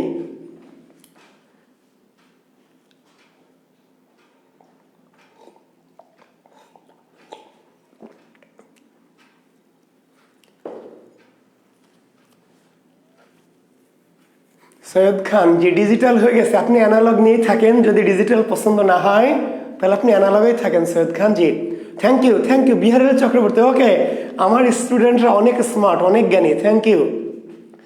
না, শহীদুল ইসলাম, লালন না। আর লালনের অনেক সাহিত্য রবীন্দ্রনাথের ভাবাদর্শের মধ্যে আছে, কিন্তু রবীন্দ্রনাথের ডাইরেক্ট গুরু যাকে বলা হয় তিনি হচ্ছেন বিহারীলাল। জি, থ্যাংক ইউ। রবীন্দ্রনাথের গুরুর নাম কি? বিহারীলাল। তাহলে রবীন্দ্রনাথ ঠাকুর কার শিষ্য? বিহারীলালের। এবং আপনাকে জানেন রবীন্দ্রনাথকে বিহারীলালকে ভোরের পাখি উপাধি কে দিয়েছিল? জি, রবীন্দ্রনাথ ঠাকুর। জি, বিহারীলালকে বলে বাংলা সাহিত্যের ভোরের পাখি। এই বিহারীলালকে ভোরের পাখি উপাধিটা দিয়েছিল কে? তার এই শিষ্য রবীন্দ্রনাথ ঠাকুর। জি, তাহলে রবীন্দ্র পূর্ব যুগের কবিকে বুঝতে পারছেন বিহারীলাল, রবীন্দ্রনাথের যে গুরু। তাহলে রবীন্দ্র পূর্ব যুগের কবিকে বিহারীলাল চক্রবর্তী। জি, একজন হচ্ছেন বিহারীলাল, নাম শুনেছেন? জি, একজন হচ্ছে ঈশ্বরচন্দ্র গুপ্ত। ঈশ্বরচন্দ্র গুপ্ত রবীন্দ্র পূর্ব যুগের কবি। মদন মোহন তর্কালঙ্কার নাম শুনেছেন? মদন মোহন তর্কালঙ্কার নাম শুনেছেন? পাখি সব করে রব রাতি পোহাইল, কাননে কুসুম কলি সকলে ফুটিল। আসে না? পরীক্ষা আসে, বিশেষে আসে। জি, সেই মাল রবীন্দ্র পূর্ব যুগের মদন মোহন তর্কালঙ্কার। কৃষ্ণচন্দ্র মজুমদার নাম শুনেছেন? চিরসুখী জন ভ্রমে কি কখন ব্যথিত বেদন বুঝিতে পারে, কি যাতনা বিষে বুঝিবে সে কিসে, কভু হাসি বিষে দংশে নিজারে। শুনেছেন? রচয়িতাকে কৃষ্ণচন্দ্র মজুমদার, এই রবীন্দ্র পূর্ব যুগের কবি। কি যাতনা বিষে বুঝিবে সে কিসে, কভু হাসি বিষে দংশে নিজারে। চিরসুখী জন ভ্রমে কি কখন ব্যথিত বেদন বুঝিতে পারে। তাহলে এই যে রবীন্দ্র পূর্ব যুগের কবি বিহারীলাল চক্রবর্তী, রবীন্দ্র পূর্ব যুগের কবি ঈশ্বরচন্দ্র গুপ্ত, রবীন্দ্র পূর্ব যুগের কবি মদন মোহন তর্কালঙ্কার, রবীন্দ্র পূর্ব যুগের কবি কৃষ্ণচন্দ্র মজুমদার। রবীন্দ্র পূর্ব যুগের সাহিত্যিক কে? বিশেষ রিটেন পরীক্ষার্থী যারা, তাদের জন্য বলছি, বিশেষ লিখিত যারা আসবে, রবীন্দ্র পূর্ব যুগের একজন কবির পরিচয় দাও। জি, তো রবীন্দ্র পূর্ব যুগের একজন কবির পরিচয় দাও, বা রবীন্দ্র পূর্ব যুগের একজন সাহিত্যিকের অবদান আলোচনা করো। তাহলে আপনি যদি জানা থাকে যে যে বিহারীলাল, যদি জানা থাকে ঈশ্বরচন্দ্র গুপ্ত, তাহলে চাইলে কিন্তু আপনি তার সম্পর্কে কি লিখতে পারবেন। জি, থ্যাংক ইউ। একজন বলেন যে কেন স্যার ওনাকে ভোরের পাখি উপাধি দিলেন? যে কেন দিলেন, খুবই গুরুত্বপূর্ণ প্রশ্ন রিটেনের জন্য। পিলির প্রশ্ন হচ্ছে কে ভোরের পাখি, তাহলে বিহারীলাল। আর রিটেনের প্রশ্ন হলো কেন ভোরের পাখি? কেন ভোরের পাখি? এই জন্য এই সময় বাংলা সাহিত্যে কেউ কবিতা এরকম লেখা শুরু করেনি, সে সময় বিহারীলাল লেখা শুরু করলেন কবিতা। ভোরে মানুষ যখন ঘুমিয়ে থাকে তখন পাখি যেমন গান গায় প্রথম সকালে, কেউ শুনুক বা না শুনুক, রবীন্দ্রনাথ বললেন যে পাখি মনের আনন্দে গান গায়। কে শুনলো কে না শুনলো, কে ভালো বললো কে ভালো বললো না, তাতে তার কিছু যায় আসে না, সে মনের আনন্দে কি ভোরবেলা উঠে গান গায়। ঠিক তেমনি বাংলা সাহিত্যে বিহারীলাল বাংলা সাহিত্যের প্রত্যুষে, আধুনিক যুগের প্রত্যুষে উঠে কি গান ধরেছিলেন। কেউ শুনুক বা না শুনুক তার তোয়াক্কা করেননি, তিনি নিজের মনে নিজের খুশি মতো কি গান গেয়েছিলেন। এই জন্য তাকে বলা হয় বাংলা সাহিত্যের ভোরের পাখি। বুঝতে পারলেন? রবীন্দ্রনাথ বললেন যে ভোরে যেমন পাখি ভোরবেলা উঠে গান গায়, মানুষ ঘুমিয়ে থাকে, কেউ শোনে কেউ শোনে না, তাতে পাখির কিছু যায় আসে না। পাখি ভাবে না যে বেটারা তো ঘুম থেকে ওঠেনি, আমার গান গেয়ে লাভ কি, থাক পরে গাবো, ওরা উঠুক, তাও ভাবে না। কি করে? নিজের মনের আনন্দে গান গায়, কে শুনলো না শুনলো তাতে তার কিছু যায় আসে না। ঠিক তেমনি বিহারীলাল বাংলা সাহিত্যে সেই প্রত্যুষে উষা লগ্নে গান গেয়েছিলেন, কবিতা লিখেছিলেন। কে তার কবিতা পড়লো বা পড়লো না এটা তিনি তোয়াক্কা করেনি, নিজের মনের আনন্দে নিজের ভালো লাগা থেকে গান গেয়েছিলেন। এই জন্যই তিনি বাংলা সাহিত্যের ভোরের পাখি। জি, তো এই যে আমাদের রবীন্দ্র পূর্ব যুগ বলছি আমরা, যাকে আমরা ক্লাসিক বা ধ্রুপদী যুগ, ক্লাসিক বা ধ্রুপদী যুগ। এই যুগের সাহিত্যের বৈশিষ্ট্য কি শিক্ষার্থী বন্ধুরা? নীতি কবিতা, নীতি কবিতা। ক্লাসিক যুগের বা ধ্রুপদী যুগের সাহিত্য। এখন অনেকে যে প্রশ্ন আসছেন ক্লাসিক বা ধ্রুপদী যুগ কি, কেন এই যুগটার নাম ক্লাসিক বা ধ্রুপদী? ক্লাসিক বা ধ্রুপদী যুগের আরেকটা নাম হচ্ছে চিরন্তন যুগ। চিরন্তন, চিরন্তন যুগ বোঝেন? এই যুগের সাহিত্যটা আবাল বৃদ্ধ বনিতা সবার কাছে সমান প্রিয়। যে একটা জিনিস বলে রাখি, কিছু জিনিস সাহিত্যের আসলে শুরুর দিকের ক্লাসগুলো নিচ্ছি তো অনেক জিনিস এলোমেলো মনে হবে, কিন্তু কিছু জিনিস আপনাকে প্রেক্ষাপট ব্যাকগ্রাউন্ডসের জন্য জানতে হবে। বুঝতে পারলেন? কিছু কিছু কথা বলছি মনে হচ্ছে একটু অপ্রাসঙ্গিক, একটু যেন এলোমেলো হয়ে যাচ্ছি, যেহেতু শুরুর দিকে আপনাকে আমি টোটাল সাহিত্যের, বাংলা সাহিত্যের একটা ভিত্তি তৈরি করতে চাচ্ছি। কাজে আমি একবারে ওই যে বললাম ফাস্টফুডের মতো এই এই এত এত এইভাবে কিন্তু সাহিত্যের কোর্স করানো হবে না। বুঝতে পারলেন? আপনাকে অনেক জিনিস একটু একটু বোঝাতে চাচ্ছি। তো যেটি বলছিলাম যে ক্লাসিক বা ধ্রুপদী জিনিসটা কি?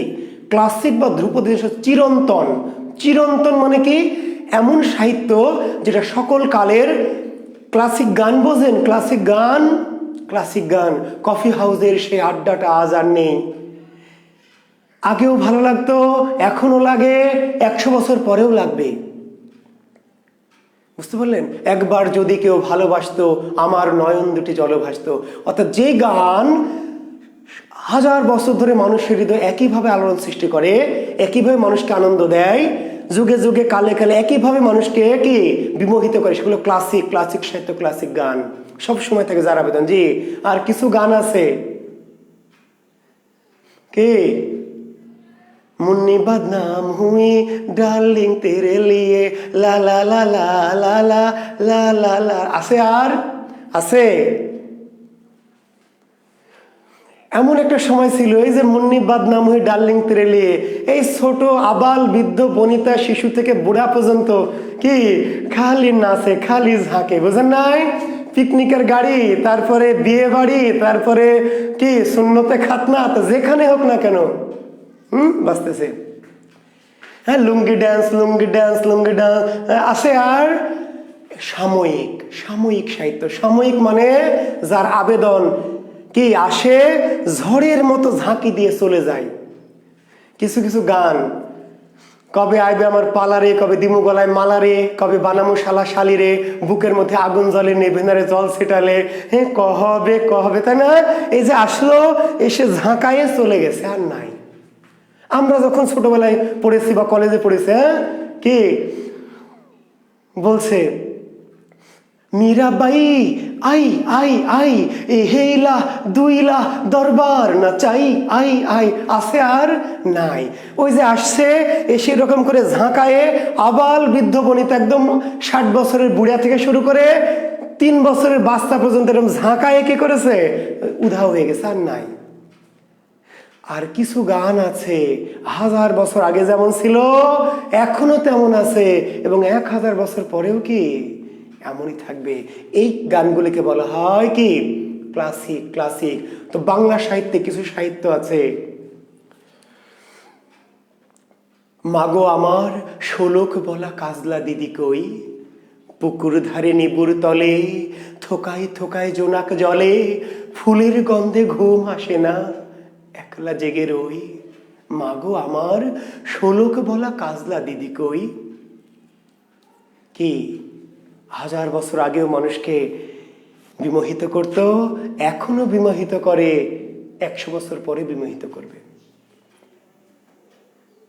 বুঝতে পারলেন? ও ঘর থেকে আসি যখন দিদি বলে ডাকি তখন, ও ঘর থেকে কেন মার দিদি আসে না গো, আমি ডাকি তুমি কেন চুপটি করে থাকো, বলমা দিদি কোথায় গেছে, আসবে আবার কবে, কাল যে আমার নতুন ঘরে পুতুল বিয়ে হবে, দিদির মতো ফাঁকি দিয়ে আমিও যদি লুকায় গিয়ে, তুমি তখন একলা ঘরে কেমন করে রবে, আমিও নাই দিদিও নাই, কেমন মজা হবে।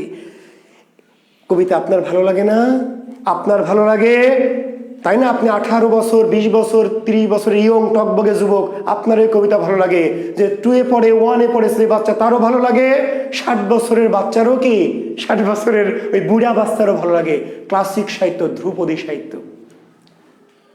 কুকুরের কাজ কুকুর করেছে, কামড় দিয়েছে পায়, তা বলে কুকুরে কামড়ানো করে মানুষের শোভা পায়।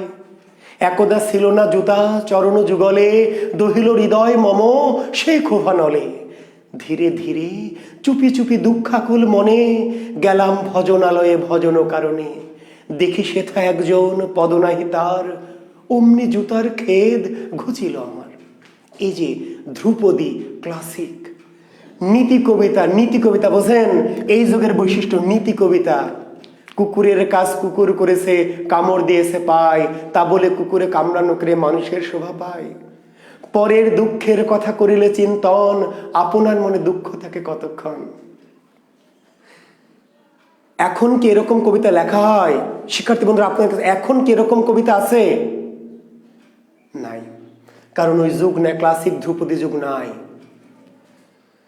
লেখে এরকম কবিতার এখন কবিতা কি বলছে, ওই যে তোমার চোখ, দুটো চোখ, ও তো চোখ নয়, যেন দুটো চিল উড়ে উড়ে উড়ে ঘুরে, না ঠিক চিল নয়, ওটা যেন দুটো পাথর, আমি তাকিয়ে থাকি নিষ্পলক।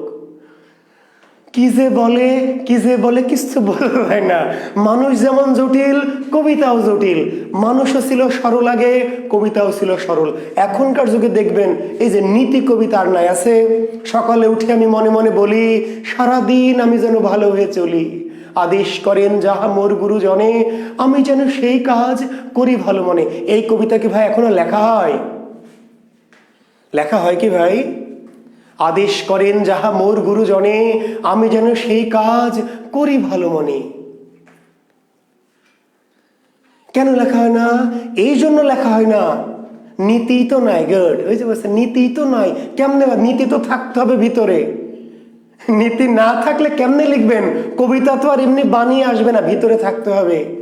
গুরুজনের কথা শোনেন, ধুর মিয়া গুরুজন, বাপ মাকে বলছেন ধুর বোঝে, আপনি কিছু বোঝেন তাই না? 12 ক্লাস পড়ে, হ্যাঁ 14 ক্লাস পড়ে খুব ভাব, বাবা বা দাদা বা চাচা কিছু বললে কি বলেন?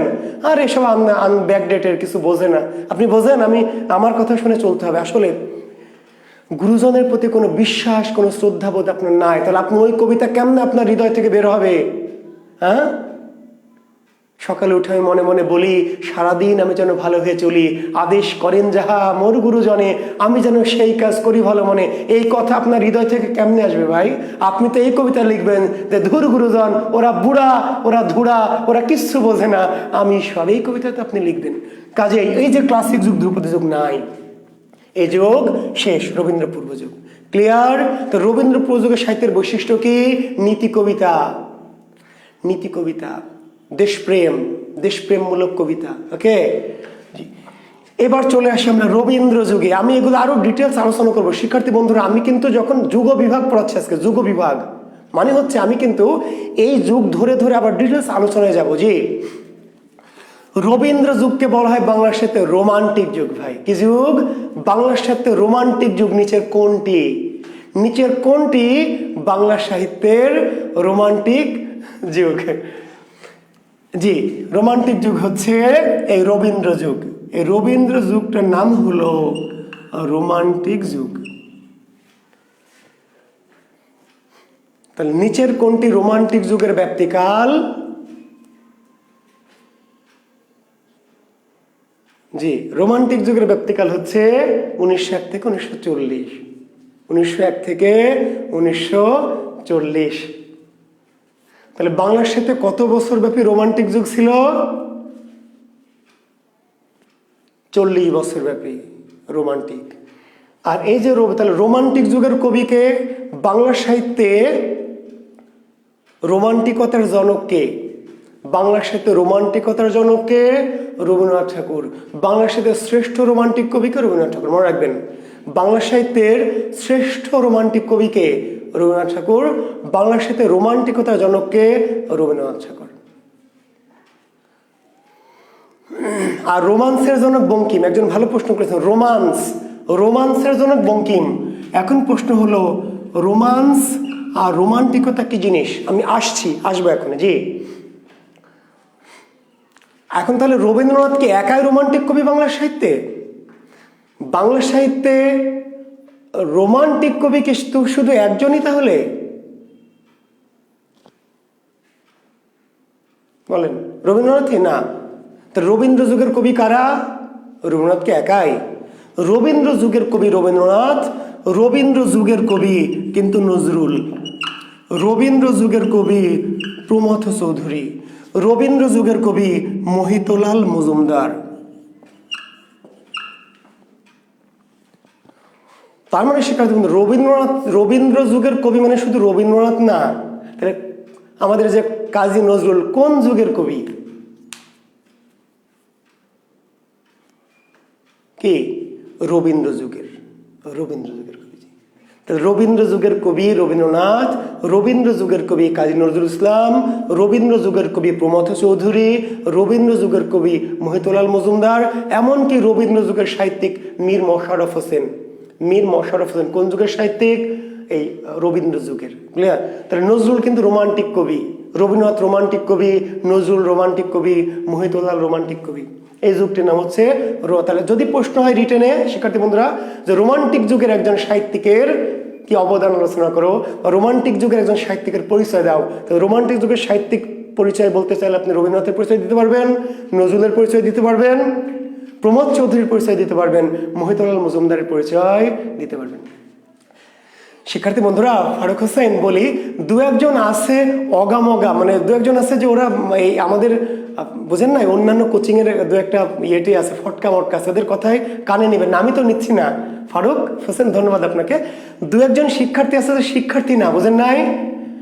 হ্যাঁ জি, দু একজন আছে আউল ফল পোলাপান, এগুলো বোঝে না, সাহিত্যের রস বোঝে না, ও শুধু অন্য কিছু বোঝে, অশ্লীল অঙ্গভঙ্গির তো কিছু নাই, আমি তো মজা করছি, ওই ব্যাটা আসলে স্টুডেন্ট না, ও অন্য কিছু, কাজে ওদের কথায় কান দিবেন না। ওকে জি,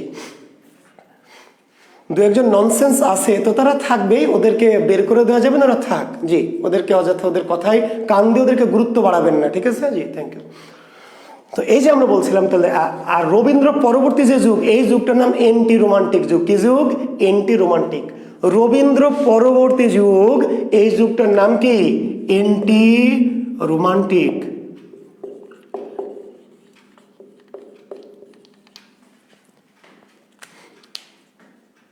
এন্টি রোমান্টিক যুগ। হ্যাঁ জি, তাহলে আপনারা কোন যুগের বলেন তো ভাই? শিক্ষার্থী বন্ধুরা আপনারা কোন যুগের, রোমান্টিক যুগ নাকি এন্টি রোমান্টিক যুগের বলেন তো?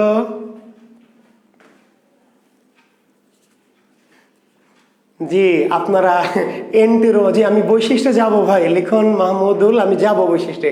আমি বলছি যে আপনারা কোন যুগের মানুষ, রোমান্টিক যুগের না এন্টি রোমান্টিক যুগের?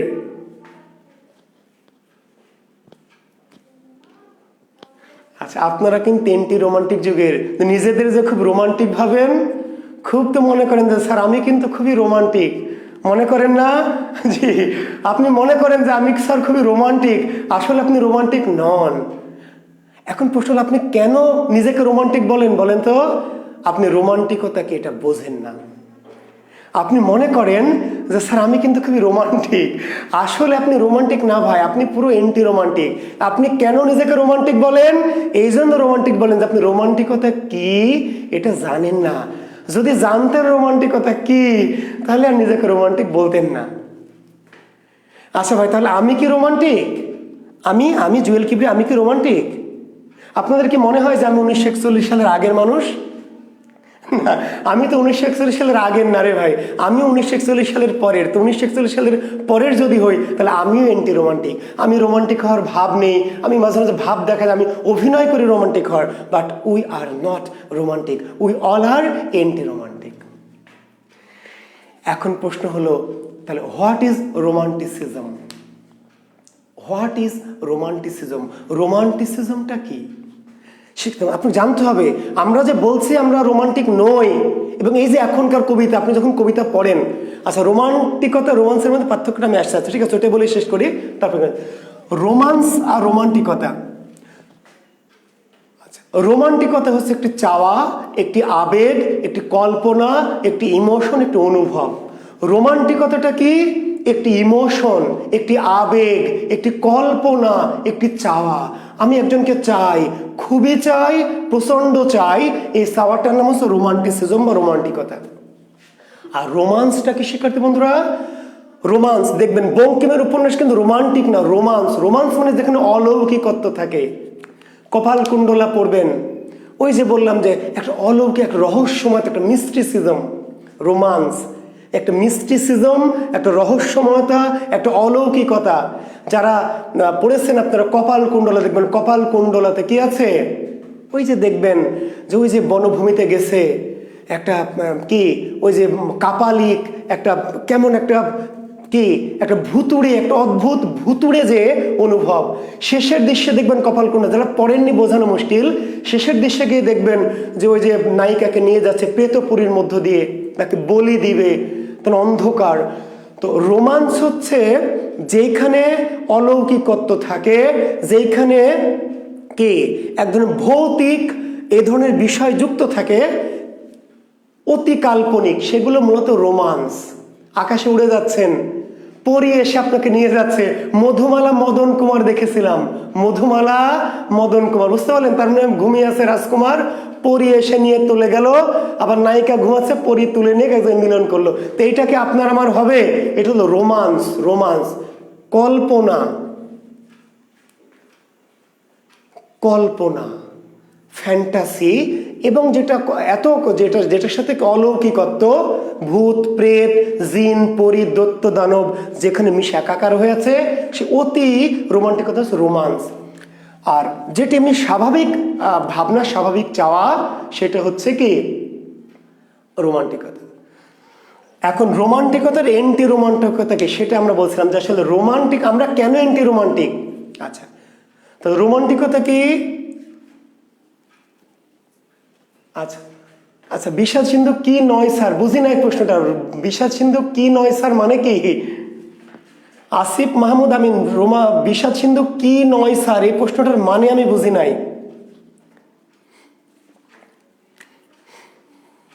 বিষাদ সিন্ধু কি নয় স্যার, এই প্রশ্নটা আমি বুঝি নাই যে ভাই। আরিফ মাহমুদ, আপনি একটু ক্লিয়ার করে প্রশ্ন করেন। জি আচ্ছা, আমি এখন বলতে চাচ্ছি যে তাহলে এন্টি রোমান্টিকতাটা কি?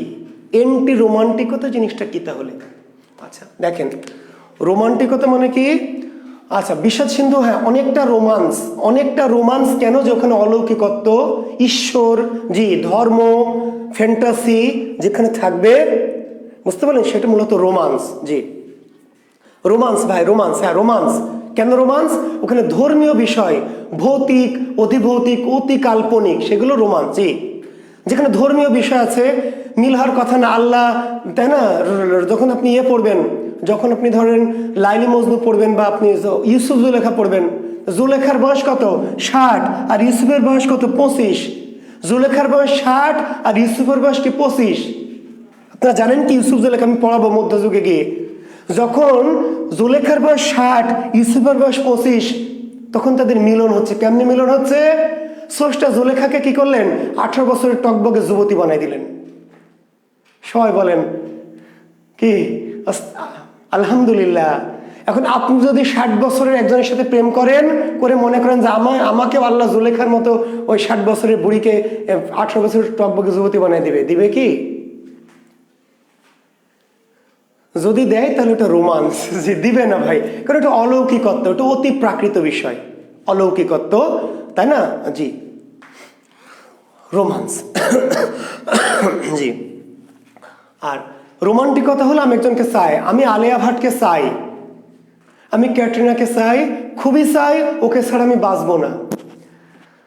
আলিয়া ভাটকে আমি খুবই চাই, ওকে ছাড়া আমি ওনাকে ছাড়া বাঁচবো না। শয়নে স্বপনে দিনে রাতে সবসময় তাকে আমি কল্পনা করি, ইমাজিনেশন, তাকে আমি চাই, প্রচন্ড চাই, খুবই চাই। এটা হচ্ছে রোমান্টিকতা। তাহলে এখন আপনি চান না, তাহলে আমি যা চাই, তাহলে আমি রোমান্টিক না এন্টি রোমান্টিক? তাহলে আমি চাইলে তো রোমান্টিক হওয়ার কথা, কিন্তু আমি এন্টি রোমান্টিক। কেন ভাই? ওই জায়গায় কেন এন্টি রোমান্টিক? এই জন্য এন্টি রোমান্টিক যে আমি চাইলাম, চাওয়াতে আমার শেষ না, চাওয়াতেই সব শেষ না। চাওয়ার পরে আমি তাকে পেতে চাই, তাকে নিয়ে পাশে বসতে চাই, তারপর তার হাত ধরতে চাই, তারপর দিন তার গাল ধরতে চাই, তারপর দিন তার কোমর ধরতে চাই, তারপরে আরো মেলা কিছু। Anti romanticism. রোমান্টিসিজম হচ্ছে যেখানে আর কিছুই চাওয়া যাবে না, শুধু কল্পনা করতে হবে, শুধু ভাবতে হবে, শুধু ইমাজিনেশন করতে হবে। জি এটি হচ্ছে রোমান্টিকতা। এখন বলেন, আপনি যাকে ভালোবাসেন তাকে কি শুধু মনে মনে কল্পনা করেই খুশি থাকবেন, না তাকে বাস্তবে রিকশায় নিয়ে ঘুরতে চাইবেন, পার্কে নিয়ে যেতে চাইবেন?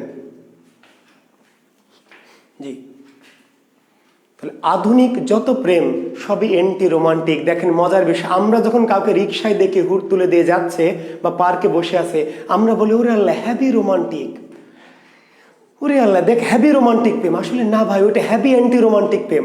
যেটা দেখে আপনি ভাবেন রোমান্টিক প্রেম, ওটা আসলে রোমান্টিক প্রেম নয়, ওটা হচ্ছে আসলে হ্যাভি অ্যান্টি রোমান্টিক প্রেম। এই যে আমি যতক্ষণ একজনকে চাইলাম, ওকে আমি চাই, এই চাওয়াটুকু পর্যন্ত রোমান্টিক প্রেম। আমি একজনকে চাই প্রচন্ড, ওকে ছাড়া বাঁচবো না, এই ভাবনাটুকু হচ্ছে রোমান্টিকতা। আর যখন তাকে আমি পেয়ে গেলাম, তার পাশে বসলাম, তাকে হাত ধরলাম, রোমান্টিকতা শেষ।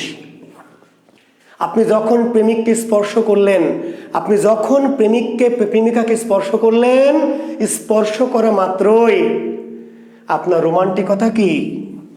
ক্লোজ, শেষ। তাহলে আপনি রোমান্টিক প্রেম করবেন না অ্যান্টি রোমান্টিক প্রেম করবেন? আপনি প্রেমিকাকে শুধু কল্পনা করবেন না পাশে বসতে চান, পাশে নিয়ে বসতে চান, তার হাত ধরতে চান? জি, আছেন কি এমন কেউ ভাই যে না আপনি নায়িকাকে শুধু? এবং দেখেন রোমান্টিক প্রেমিকা, যে রবীন্দ্রনাথ বলছে, রবীন্দ্রনাথ রোমান্টিক কবি কেন?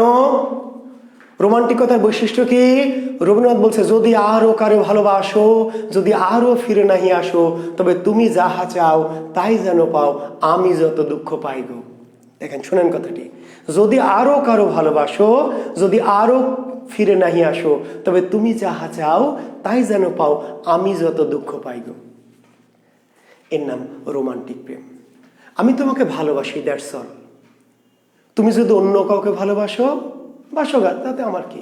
আমি তোমাকে ভালোবাসি।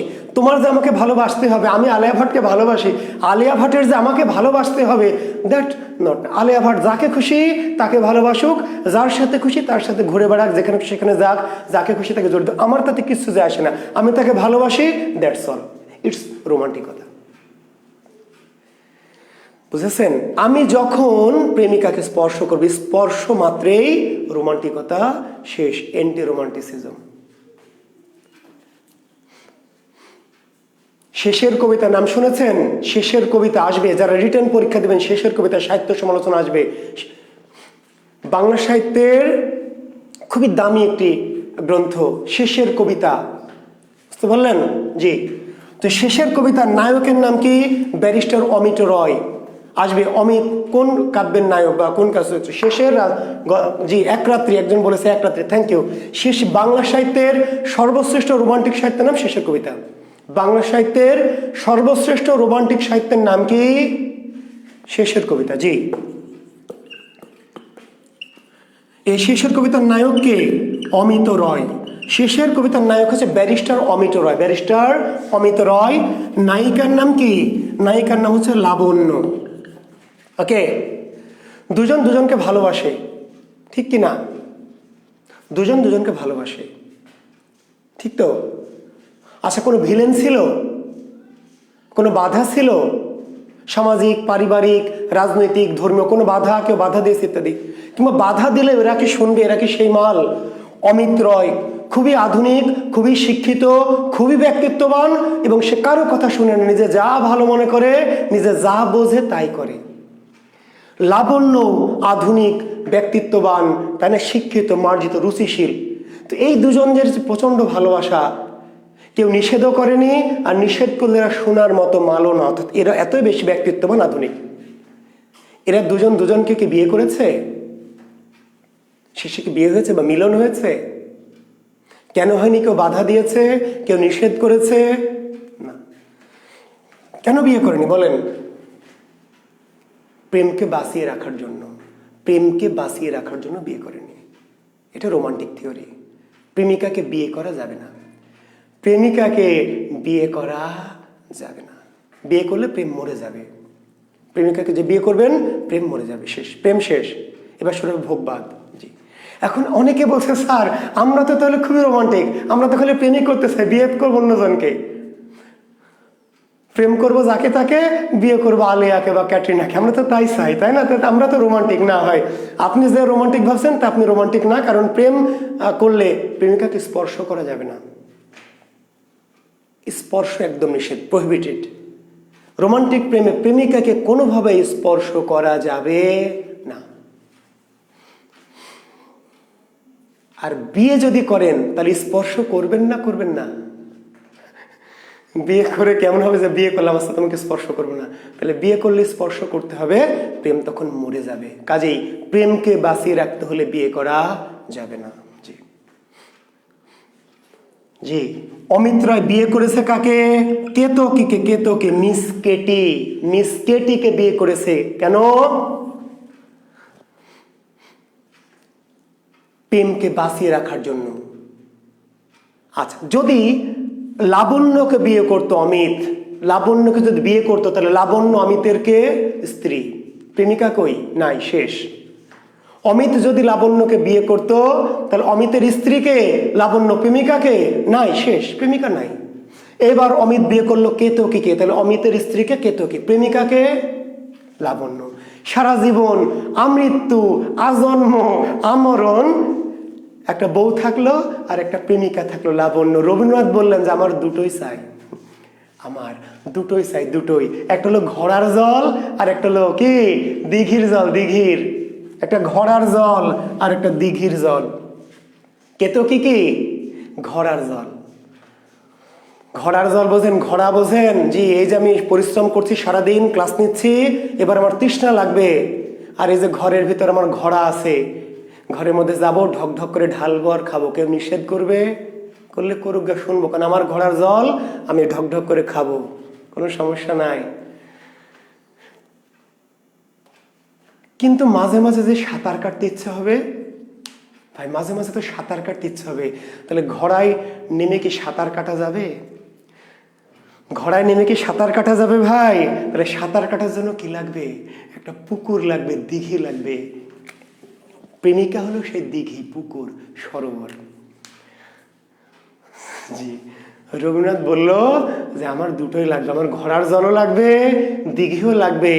বউ হচ্ছে, স্ত্রী হচ্ছে ঘোড়ার জল, আর প্রেমিকা হচ্ছে পুকুর, দিঘি। কিন্তু আপনি ওই যে বললাম যে আপনারা তো বলবেন স্যার তাহলে আমরা তো সবচেয়ে রোমান্টিক, আমরা তো এরকমই চাই, বউ থাকবে, প্রেমিকা থাকবে। আপনি রোমান্টিক না ভাই, আপনি এন্টি রোমান্টিক। কারণ কোথায়? কারণ প্রেমিকা থাকবে, দিঘির জল খাওয়া যাবে না, দিঘির জল খাওয়া যাবে না ভাই। দিঘিতে কি করতে হবে? অবগাহন করতে হবে, অবগাহন। খাওয়ার জন্য তো ওই যে ঘরের মধ্যে যে ঘোড়ার জল আছে, ওই মালটা খাইতে হবে, ঘোড়ার জল। আর দিঘি যে প্রেমিকা দিঘি, সেখানে কি খাওয়া যাবে না, অবগাহন করতে হবে, অবগাহন, অবগাহন। কিন্তু আপনি ঘোড়ার জলও খাইতে চান, আবার দিঘির জলও খাইতে চান, তাহলে তো আপনি রোমান্টিক না, আপনি এন্টি রোমান্টিক। মানে আপনি যা পান তাই খাইতে চান, তাহলে আপনি এন্টি রোমান্টিক, ভোগবাদ, ভোগবাদ। এন্টি রোমান্টিসিজম মিন্স ভোগবাদ, রিয়েলিজম। জি, বোঝা গেছে? তার মানে আমার যে প্রেমিকা, প্রেমিকা কোনোভাবে প্রেমকে বাঁচিয়ে রাখতে হলে প্রেমিকাকে স্পর্শ করা যাবে না, স্পর্শ করা যাবে না। একটা শর্ট শিরোনাম দিয়ে শেষ করছি। ভাবেন, প্রচন্ড প্রেম, 5 বছরের মারকাট প্রেম, 5 বছরের ক্যাম্পাসে মারকাট প্রেম। এবার বাবা মার নিষেধ অগ্রাহ্য করে, অমান্য করে, ফাগুনে পূর্ণিমা রাতে কি করেছে? পালাই গেছে। বলছে তুমি আমার জীবন মরণ, তোমাকে ছাড়া আমি বাঁচবো না, গোটা দুনিয়া একদিকে যান আর তুমি একদিকে, আমি শুধু তোমার দিকে, এই বলে চলে গেছে। বিয়ে করে 2 বছর পর দেখবেন যে চুলাচুলি, লাঠালাঠি, কাটাকাটি, মারামারি। 3 বছর পর ডিভোর্স হয়ে গেছে, মেয়ে কাঁদতে কাঁদতে বাড়ি চলে এসেছে। যেই মেয়ে একসময় ভেবেছে যে তুমি আমার জান, জীবন, মরণ, তুমি আমার ইহকাল পরকাল, স্বর্গ নরক সব, তোমাকে ছাড়া আমি বাঁচবো না, সবকিছু, আমার বাপ মা, গোটা দুনিয়া একদিকে, তুমি একদিকে, আমি জান শুধু তোমার দিকে। সেই মেয়েটি কিন্তু বিয়ের 2 বছর পরে মারামারি করে, কাটাকাটি করে, স্বামী লাথি মেরেছে, মেয়েটি বাড়ি চলে এসেছে। চিল্লাই কন ঠিক কিনা? আওয়াজ পকেটে রাখেন না, চিল্লায় কন ঠিক কিনা? জি। যখন আসলে প্রেমটা ছিল প্রচন্ড, প্রেমে কিন্তু কোনো গলদ ছিল না, প্রচন্ড প্রেম, প্রচন্ড আকর্ষণ।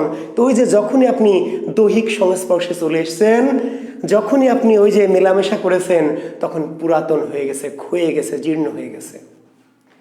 এই মেয়েটির সাথে যদি বিয়ে না হতো, আপনার সম্পর্ক না হতো, সারা জীবন আপনি ভাবতেন আহ ওকে যে পেলাম না। যাকে আপনি ভালোবেসেছিলেন কিন্তু যাকে পাননি, মৃত্যুর আগ পর্যন্ত প্রতিদিন প্রেম বাড়তে থাকবে।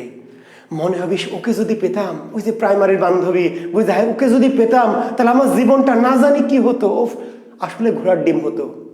ওই একই সকিনার মা, ওই একই সলেমনের বাপ, কিচ্ছু হতো না।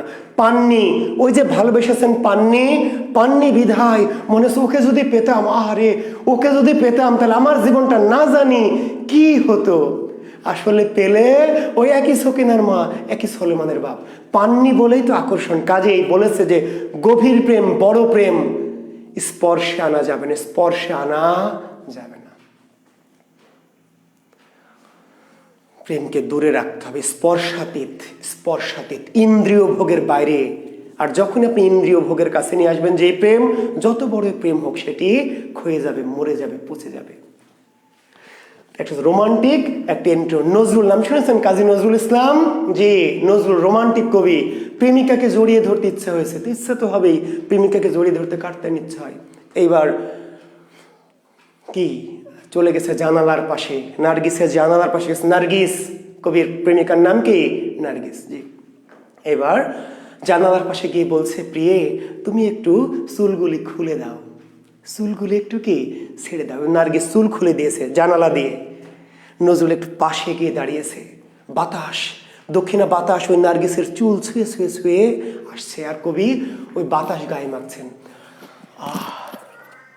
ও রোমান্টিক প্রেম, এটি রোমান্টিক প্রেম। যে বাতাস, বাতাস গায়ে মাখছে, চুল স্পর্শ করছে না, কিন্তু চুল স্পর্শ করা যাবে না, পাপ হবে, স্পর্শেই প্রেম মরে যাবে। নার্গিসকে জড়িয়ে ধরতে ইচ্ছে হয়েছে। নজরুল বলছে, নার্গিস তুমি একটু রাস্তা দিয়ে হেঁটে যাও। নার্গিস খালি পায়ে রাস্তা দিয়ে হেঁটে যাচ্ছে, খালি পায়ে তো স্যান্ডেল ছিল নার্গিস। এবার নজরুল করছেন একটু পিছন পিছন, ওই যে নার্গিস হেঁটে গেছে যে পথ দিয়ে, ওই পথের ধুলি কি করছেন, ধুলি তুলে নিয়ে বুকে মাখছেন।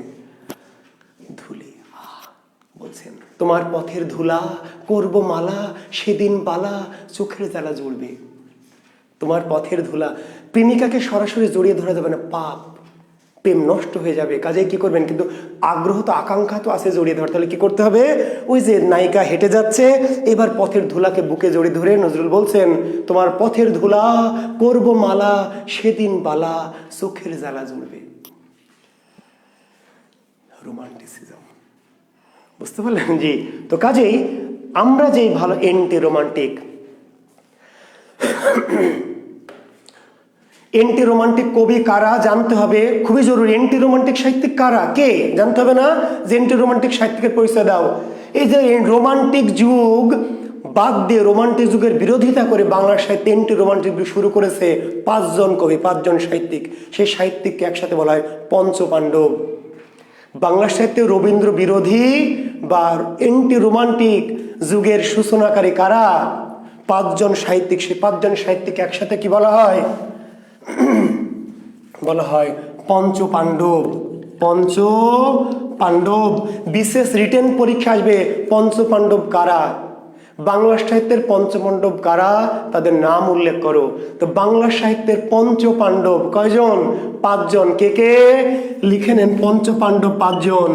জীবনানন্দ দাশ, জীবনানন্দ দাশ, সুধীন্দ্রনাথ দত্ত, বিষ্ণু দে, অমিয় চক্রবর্তী। নিচে দেখতে পাচ্ছেন, নাহলে উপরে লিখছি বুদ্ধদেব বসু। বাংলা সাহিত্যে এই 5 জন কবিকে বলা হয় পঞ্চপাণ্ডব। এই 5 জন কবি এন্টি রোমান্টিক কবি, রবীন্দ্র বিরোধী কবি। রবীন্দ্র কি, এই যে বিরোধী 5 জন কবি যারা বাংলা সাহিত্যে রবীন্দ্র চেতনার বিরোধিতা করে, রোমান্টিক চেতনার বিরোধিতা করে বাংলা সাহিত্যে কি এন্টি রোমান্টিক যুগের সূচনা করেছেন। এই 5 জন কবিকে একসাথে বলা হয় কি পঞ্চপাণ্ডব। জীবনানন্দ দাশ, সুধীন্দ্রনাথ দত্ত, বিষ্ণু দে, অমিয় চক্রবর্তী এবং কি বুদ্ধদেব বসু। Panchapandav, anti romantic. আচ্ছা, এখন দেখেন জীবনানন্দ দাশ এই এন্টি রোমান্টিক যুগের প্রধান কবি জীবনানন্দ দাশ। রবীন্দ্রনাথ বললেন, যদি আরো কারে ভালোবাসো, যদি আরো ফিরে নাহি আসো, তবে তুমি যাহা চাও তাই যেন পাও, আমি যত দুঃখ পাই। বুঝলেন না, বলেছেন না? জি, রবীন্দ্রনাথ রোমান্টিক কবি বলেন, যদি আরো কারো ভালোবাসো, যদি আরো ফিরে নাহি আসো, তবে তুমি যাহা চাও তাই যেন পাও, তাই যেন আমি যত দুঃখ পাই। বাপ্পারাজ নাম শুনেছেন না ভাই? বাপ্পারাজের নাম শুনেছেন? বাপ্পারাজ হ্যাঁ জি, বাপ্পারাজ জি। কি করে বাপ্পারাজ? এই যে নায়করাজ রাজ্জাকের বেটা বাপ্পারাজ প্রেম করেছে নায়িকার সাথে, নায়িকার সাথে প্রেম, প্রেম, প্রচন্ড ভালোবাসা, কিন্তু করলো কি জানেন? অমিত হাসান, শহরের বন্ধু, বড়লোক বন্ধু অমিত হাসান, অমিত হাসান যখন গ্রামে এলো, বাপ্পারাজ নিজ উদ্যোগে অমিত হাসানের সাথে প্রেমিকার কি বিয়ে দিয়ে দিল। কেন? প্রেমকে বাঁচিয়ে রাখবে, তাই প্রেমকে বাঁচিয়ে রাখবে, প্রেমকে মরতে দিবে না। প্রেমিকা সুখী হবে না তাকে বিয়ে করে, সে গরিব, নিজে ভাইয়ের বাড়িতে থাকে, কখনো খেতে পায় কখনো খেতে পায় না। নায়িকাকে সুখে রাখতে হবে। নায়িকাকে সুখে রাখার জন্য কি করলো? প্রেমিকাকে বড়লোক বন্ধু অমিত হাসানের হাতে তুলে দিল। এবার অমিত হাসান কি করছে? প্রেমিকাকে বিয়ে করে, প্রেমিকা কিছুতেই বিয়ে করবে না, কিন্তু বাপ্পারাজ নিজ উদ্যোগে বিয়ে দিয়ে ওদের জাহাজে তুলে দিল। এবার জাহাজে করে অমিত হাসান নায়িকাকে নিয়ে চলে যাচ্ছে, আর বাপ্পারাজ দেখবেন ওই যে নদীর ধারে গান গাচ্ছে, গান গাচ্ছে, হ্যাঁ, তুমি বন্ধু আমার চির সুখে থেকো, আমি একা সুখে দুঃখে কেঁদে যাব, বকুলের মতো ঝরিয়া মরো না, তুমি বন্ধু আমার চির সুখে থেকো। কাগজের ফুলে কভু ভ্রমর আসে না, মরা গাছে কখনো ফুল ফোটে না, কলমের কালি যদি শুকিয়ে যায়, প্রেমের সমাধি গড়ে দিও গো আমায়, আমি শুধু বলে যাই, প্রেমের সমাধি ভেঙে বুকের শিকল ছিঁড়ে পাখি যায় উড়ে যায়। নায়িকাকে ভালোবাসে না বাপ্পারাজ, প্রেমিকাকে ভালোবাসে না, বাসে না, বাসে, ভালোবাসে, কিন্তু ভালোবাসাকে মরতে দিবে না, ভালোবাসাকে মরতে দিবে না, ভালোবাসাকে বাঁচিয়ে রাখবে। ফলে বিয়ে দিল কার সাথে? অমিত হাসানের সাথে, যাতে বুকের মধ্যে ভালোবাসাটা সারা জীবন কি বেঁচে থাকে। রোমান্টিক, রোমান্টিক প্রেম।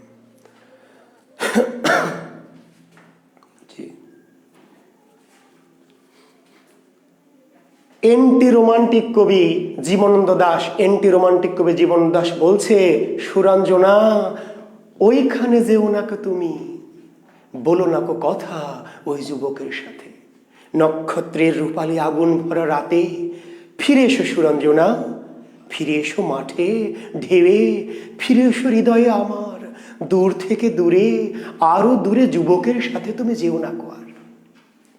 যেখানে রবীন্দ্রনাথ বলল, যদি আরো কারো ভালোবাসো, যদি আরো ফিরে নাহি আসো, তবে তুমি যাহা চাও তাই যেন পাও, আমি যত দুঃখ পাই গো। তুমি যদি কাউকে ভালোবাসো, তুমি যদি ফিরে নাহি আসো, তবে যার সাথে খুশি তার সাথে যাও, কোনো সমস্যা না, আমি তোমাকে ভালোবাসি, তোমাকে তুমি পেতে চাই না, আমি তোমাকে ভালোবাসি। তুমি যদি সুখে থাকো, তুমি যদি সালামকে, আক্কাসকে, মতিউরকে, সোহেলকে, তানভীরকে নিয়ে যদি সুখ পাও, যার সাথে সুখ পাও তার সাথেই তুমি যাও, আমার কোনো সমস্যা নেই। তোমার সুখই তো আমার সুখ, তোমার সুখই তো আমার সুখ, তুমি সুখে আছো, এটাই তো আমার সুখ। জীবনানন্দ দাশ এন্টি রোমান্টিক বলছেন, না হবে না, সুরঞ্জনা ওইখানে যেও না কো তুমি, বলো না কো কথা ওই যুবকের সাথে, নক্ষত্রের রূপালী আগুন ভরা রাতে, ফিরে এসো সুরঞ্জনা, ফিরে এসো মাঠে ঢেউয়ে, ফিরে এসো হৃদয়ে আমার, দূর থেকে দূরে, আরো দূরে, যুবকের সাথে তুমি যেও না কো আর। কি কথা তাহার সাথে তার সাথে? বলছে, তোর সাথে তোমার কি কথা? হোক না তোমার খালাতো ভাই, হোক না যাই হোক না, হবে না, তুমি আর কারোর সাথে কোনো কথা বলতে পারবে না, তোমার কথা কাম যা কিছু সব আমার সাথে, অন্য কোনো কারোর সাথে তোমার হবে না। বলেন বোনেরা আমার যারা আছেন, আমার শিক্ষার্থীরা, আপনি যদি আপনার খালাতো ভাইয়ের সাথে রিক্সায় হুড় চড়ে ঘোরেন, রিক্সায় হুড় তুলে দিয়ে ঘুরে বেড়ান, তাই না, কি গলায় হাত দিয়ে, কোমরে হাত দিয়ে, আপনার বয়ফ্রেন্ড যদি দেখে, বলবে না যে তোমাকে তো দারুণ লাগছে ডার্লিং, খুব সুন্দর, তোমার খালাতো ভাইয়ের সাথে তোমাকে হ্যাভি লাগছে, যাও আর এক চক্কর দিয়ে ঘুরে আসো পার্কে গিয়ে, বলবে? বলবে না। এখন ওই একটা এন্টি রোমান্টিক, জিন্দেগিতে বলবে না। বলবে নাকি? ওই যে এন্টি রোমান্টিক, যে ওই ভাবে যে আপনি তার মুরগি, কি পোষা মুরগি, ডিম, মাংস যা কিছু শুধু সেই খাবে, আর কাউকে খেতে দিবে না। আপনিও তো তাই বোনেরা আমার, আপনি তাই না? আপনার প্রেমিক, আপনার স্বামী যদি কোনো একটা সুন্দরী মেয়েকে নিয়ে কি করে, রিক্সায় হুড় তুলে ঘুরে বেড়ায়, তাহলে বলবেন নাকি যে আপনাকে তো দারুণ লাগছে, তোমাকে সুন্দর লাগছে, জান তুমি আরেকটু ঘোরো, বলবেন না, ঈর্ষায় জ্বলে পড়ে মরবেন না, কারণ ও হচ্ছে আপনার। তুমি শুধু আমার, তুমি শুধুই আমার, তুমি আর কারো নও, আমি তোমাকেই চাই। তুমি যদি আমাকে ছেড়ে অন্য কারোর সাথে যাও, আমি তোমাকে সুখে থাকতে দেব না, আমি তোমাকে তিল তিল করে জ্বালিয়ে মারবো। আমাকে কাঁদিয়ে তুমি সুখী হবে, এটা হবে না। Anti romanticism, ভোগবাদ। ভোগবাদ, তুমি আমার মাল, তোমার সবকিছু আমার, তুমি অন্য কারো হতে পারবে না। আমি আরো মেলা কিছু এদিক ওদিক যাই খাই, কিন্তু তুমি আর কারো হবে না। It's anti romanticism. এই যে জীবন দাস, ওই যে বললাম যে রবীন্দ্রনাথরা বললেন যে না, প্রেমিকাকে স্পর্শ করা যাবে না, প্রেমিকাকে স্পর্শ করা যাবে, প্রেমকে স্পর্শ করা যাবে না, প্রেম মরে যাবে। এই যে বুদ্ধদেব বসু কি বলছেন জানেন? বুদ্ধদেব বসু, তোমার বক্ষের যুগল স্বর্গে ক্ষণতরে দিলে অধিকার, আমি আর ফিরিব না শাশ্বতে নিষ্ফল সংসার। যেখানে রবীন্দ্রনাথ বললেন যে প্রেমিকাকে স্পর্শই করা যাবে না। কেন স্পর্শ করা যাবে না? স্পর্শ করবো না, তাহলে প্রেমটা 1000 বছর বেঁচে থাকবে। স্পর্শ করলে প্রেম মরে যাবে, ক্ষয়ে যাবে, নষ্ট হয়ে যাবে। যে প্রেমকে বাঁচিয়ে রাখতে হবে, স্পর্শ করা যাবে না। জীবন দাস বললেন যে না, দরকার নাই, আমার 1000 বছর প্রেম বাঁচিয়ে রাখার কোনো দরকার নাই, আমার প্রেমকে আমি 1000 বছর বাঁচিয়ে রাখতে চাই না, কোনো দরকার নাই। কি? তোমার বক্ষের যুগল স্বর্গে ক্ষণতরে দিল অধিকার, আমি আর ফিরিব না শাশ্বতে নিষ্ফল সংসার। কিসের শাশ্বত, কিসের চিরন্তন? ধর্মীয় শাশ্বত চিরন্তন তো 1000 বছরের প্রেম দিয়ে আমি করবো কি? আমি প্রেম করবার, প্রেমিকা অন্যজন ভোগ করবে, আর আমি 1000 বছর প্রেম নিয়ে বেঁচে থাকবো। কোনো দরকার নেই, 1000 বছর প্রেম দরকার নাই। তুমি শুধু 2 মিনিট তোমার বক্ষের যুগল স্বর্গে, তোমার বুকের স্বর্গে আমাকে কয়েক মুহূর্ত স্থান দাও, তারপর তুমি চলে যাও, যেখানে খুশি সেখানে যাও। তোমার ওই 1000 বছরের প্রেম আমার দরকার নাই। That's called anti romanticism, that's called ভোগবাদ। আধুনিক প্রত্যেক প্রেমিক তাই, বুঝেন? জি। তো সাহিত্য আপনাকে বুঝতে হবে। আপনি সাহিত্য সমালোচনা, এই যে রিটেন পরীক্ষার্থী সাহিত্য সমালোচনা করবেন, কি জাতীয় সাহিত্য, এর রস কি, রূপ কি, হ্যান কি, ত্যান কি, সাহিত্য সমালোচনা করবেন, রিটেন লিখবেন, কেমনে লিখবেন? আপনাকে সাহিত্য বুঝতে হবে, সাহিত্য বুঝে পড়তে হবে ভাই। সাহিত্য গদবাদ, ওই যে কি করে পড়েন, কি ওই যে বই আছে বাজারে প্রচলিত বই, এত সালে এত সালে, চোখের বেলা 1903, চোখের বেলা 1903, শেষের কবিতা, শেষের কবিতা 1929, শেষের কবিতা, চোখের বেলা 1903, লাল ছালো 1947, লাল ছালো 1947, জি, পথের পাঁচালী, পথের পাঁচালী। এমনি করে পড়ে বিশেষ ক্যাডার হওয়া যাবে না, সুযোগ নাই ভাই। এমনি পড়ে হাজার হাজার লক্ষ লক্ষ শিক্ষার্থী প্রতিদিন পড়ছে, প্রতিনিয়ত। বিশেষ ক্যাডার হতে হলে আপনাকে বুঝে শুনে পড়তে হবে ভাই, জানতে হবে, বুঝতে পেরেছেন? জি। তো কাজেই জি, এই যে আমরা বলছিলাম যে কাজে এই যে আধুনিক যে জীবনবোধ, এন্টি রোমান্টিসিজম, এটি হচ্ছে আমাদের আধুনিকতা। এন্টি রোমান্টিসিজম, আধুনিক যুগটা 1941 সাল থেকে, অর্থাৎ দ্বিতীয় বিশ্বযুদ্ধ পরবর্তী এই যে আধুনিক পৃথিবীতে আর সেই রোমান্টিক প্রেম নেই। কি? সব এন্টি রোমান্টিক। শেষ করব, এন্টি রোমান্টিকতা শেষ করব একটি কথা শুধু বলে। আচ্ছা ভাবেন তো, একটি কথা বলে এই আলোচনাটা শেষ করবো, যে অনেকে বিরক্ত হতে পারেন। আচ্ছা ভাবেন, আপনি একটা প্রেম করছেন, প্রেমিকার সাথে 2 মাস, 6 মাস, 8 মাস, 1 বছর প্রেম করছেন, ঘুরছেন ফিরছেন, প্রেমিকা হাত ধরতে দেয়নি। 1 বছর প্রেম হয়ে গেছে, প্রেমিকা আপনাকে হাত স্পর্শ করতে দেয়নি। এই প্রেম জিন্দেগিতেও থাকবে না। আমি 2 কান কেটে ফেলে দিব। আপনি একটা ছেলে একটা মেয়ের সাথে প্রেম করছে, ছেলেটা রিক্সায় ওঠে, ফুচকা খাওয়ায়, আইসক্রিম খাওয়ায়, রিক্সায় ঘোরে, কিন্তু এই প্রেমিকা, এই মেয়েটি ছেলেটিকে হাত ধরতে দেয়নি কোনোদিন। বারবার একটা হাত ধরতে দেয় না। এই প্রেম জিন্দেগিতেও থাকবে না, নিশ্চিত এই প্রেম নিশ্চিত থাকবে না। আমি চ্যালেঞ্জ, ওভার চ্যালেঞ্জ, নিশ্চিত কেটে যাবে। আরে ওই ছেলে তো প্রেম করা শুরুই করেছে এটা ভেবে যে 3 মাসে প্রেম করব, তারপরে রিক্সায় উঠাবো, তারপর পার্কে যাব, তারপর হাত ধরবো, তারপর 5 মাসে গাল ধরবো, তারপর 6 মাসে কোমর ধরবো, 8 মাসে, এই তো টার্গেট, মাস্টার প্ল্যান করেই তো প্রেম শুরু করেছে। 1 বছর হয়ে গেল, হাতে ধরতে দেন না। তো চিন্তা করবে যে 1 বছরে হাতে ধরতে দেন না, তো গাল ধরবো কবে আর কোমর ধরবো কবে? তো লস প্রজেক্ট। এই প্রজেক্টে আর ইনভেস্ট করা যাবে না, এটা লস প্রজেক্ট, হবে না। এই প্রজেক্টে যে ইনভেস্ট করেছি সব বাদ। নিশ্চিত এই প্রেম কেটে যাবে। যদি না কেটে যায়, যদি এমন হয় যে 1 বছর ঘুরেছেন, হাত ধরতেন, তাও প্রেম আছে, আমাকে ফোন দিবেন, আমি 2 কান কেটে ঘুরে বেড়াবো। আচ্ছা মেয়েদের ক্ষেত্রে কি হবে? ছেলেরা তো বেয়াদ দেবে, একটু বজ্জাত টাইপের, ধান্দাবাজ। মেয়েদের ক্ষেত্রে কি হবে? কোনো মেয়ে যদি কোনো ছেলেকে ভালোবাসে, 3 মাস 4 মাস 6 মাস 1 বছর 2 বছর প্রেম হয়েছে, প্রেমিক তার হাত স্পর্শ করেনি, জীবনে প্রেম থাকবে না। মেয়েটি কিন্তু ওয়েট করে আছে যে কখন প্রেমিক তার হাতটা একটু স্পর্শ করবে, একটু ছুঁয়ে দেবে, কিন্তু হাত ছয় না কেন। এবং হাত ধরতে চাইলে কিন্তু সে বলবে যে না দেখো, আমি কিন্তু হাতটা ধরা পছন্দ করি না, এটা ঠিক না, এটা অন্যায়, পাপ, তুমি কখনো আমাকে এরকম ভেবো না, আমি কিন্তু অন্য মেয়েদের মতো নয়। আসলে সে কিন্তু খুবই চায় যে ছেলেটা তার হাতটা স্পর্শ করুক। যখন আপনি স্পর্শ করেনও না, করতে চানও না, ছল করেও তার হাতটা একটু ছুঁয়ে দেন না, এই মেয়ে নিশ্চিতভাবে এই ছেলের নিশ্চিত প্রবলেম আছে। এই কোন ছাগলের সাথে প্রেম করছি, এই ছাগল মার্কা ছেলের সাথে প্রেম করছে না। যদি না ভাবে, যদি 1-2 বছর পরে এই মেয়েটা আপনার প্রেমে পড়ে থাকে, আমি 2 কান কেটে মাথা নেড়া করে ঘোল ঢেলে চলে যাবো। আপনি আমাকে ফোন দিবেন যে স্যার আমি 2 বছর ধরে প্রেম করছি, ছেলেটা আমার হাতও ধরতে চাইনি, স্পর্শ করিনি, তবু আমার প্রেম বেঁচে আছে। জি, আমাকে ফোন দিবেন, ফোন নাম্বার তো দিয়ে দিয়েছি। জি, তো যাই হোক, আমরা এই যে বললাম যে তাহলে এন্টি রোমান্টিক যুগ, আমরা বলছি যে আমরা জাকির বিসিএস স্পেশাল থেকে ভাই আমরা সাহিত্যের একটি কোর্স করাচ্ছি।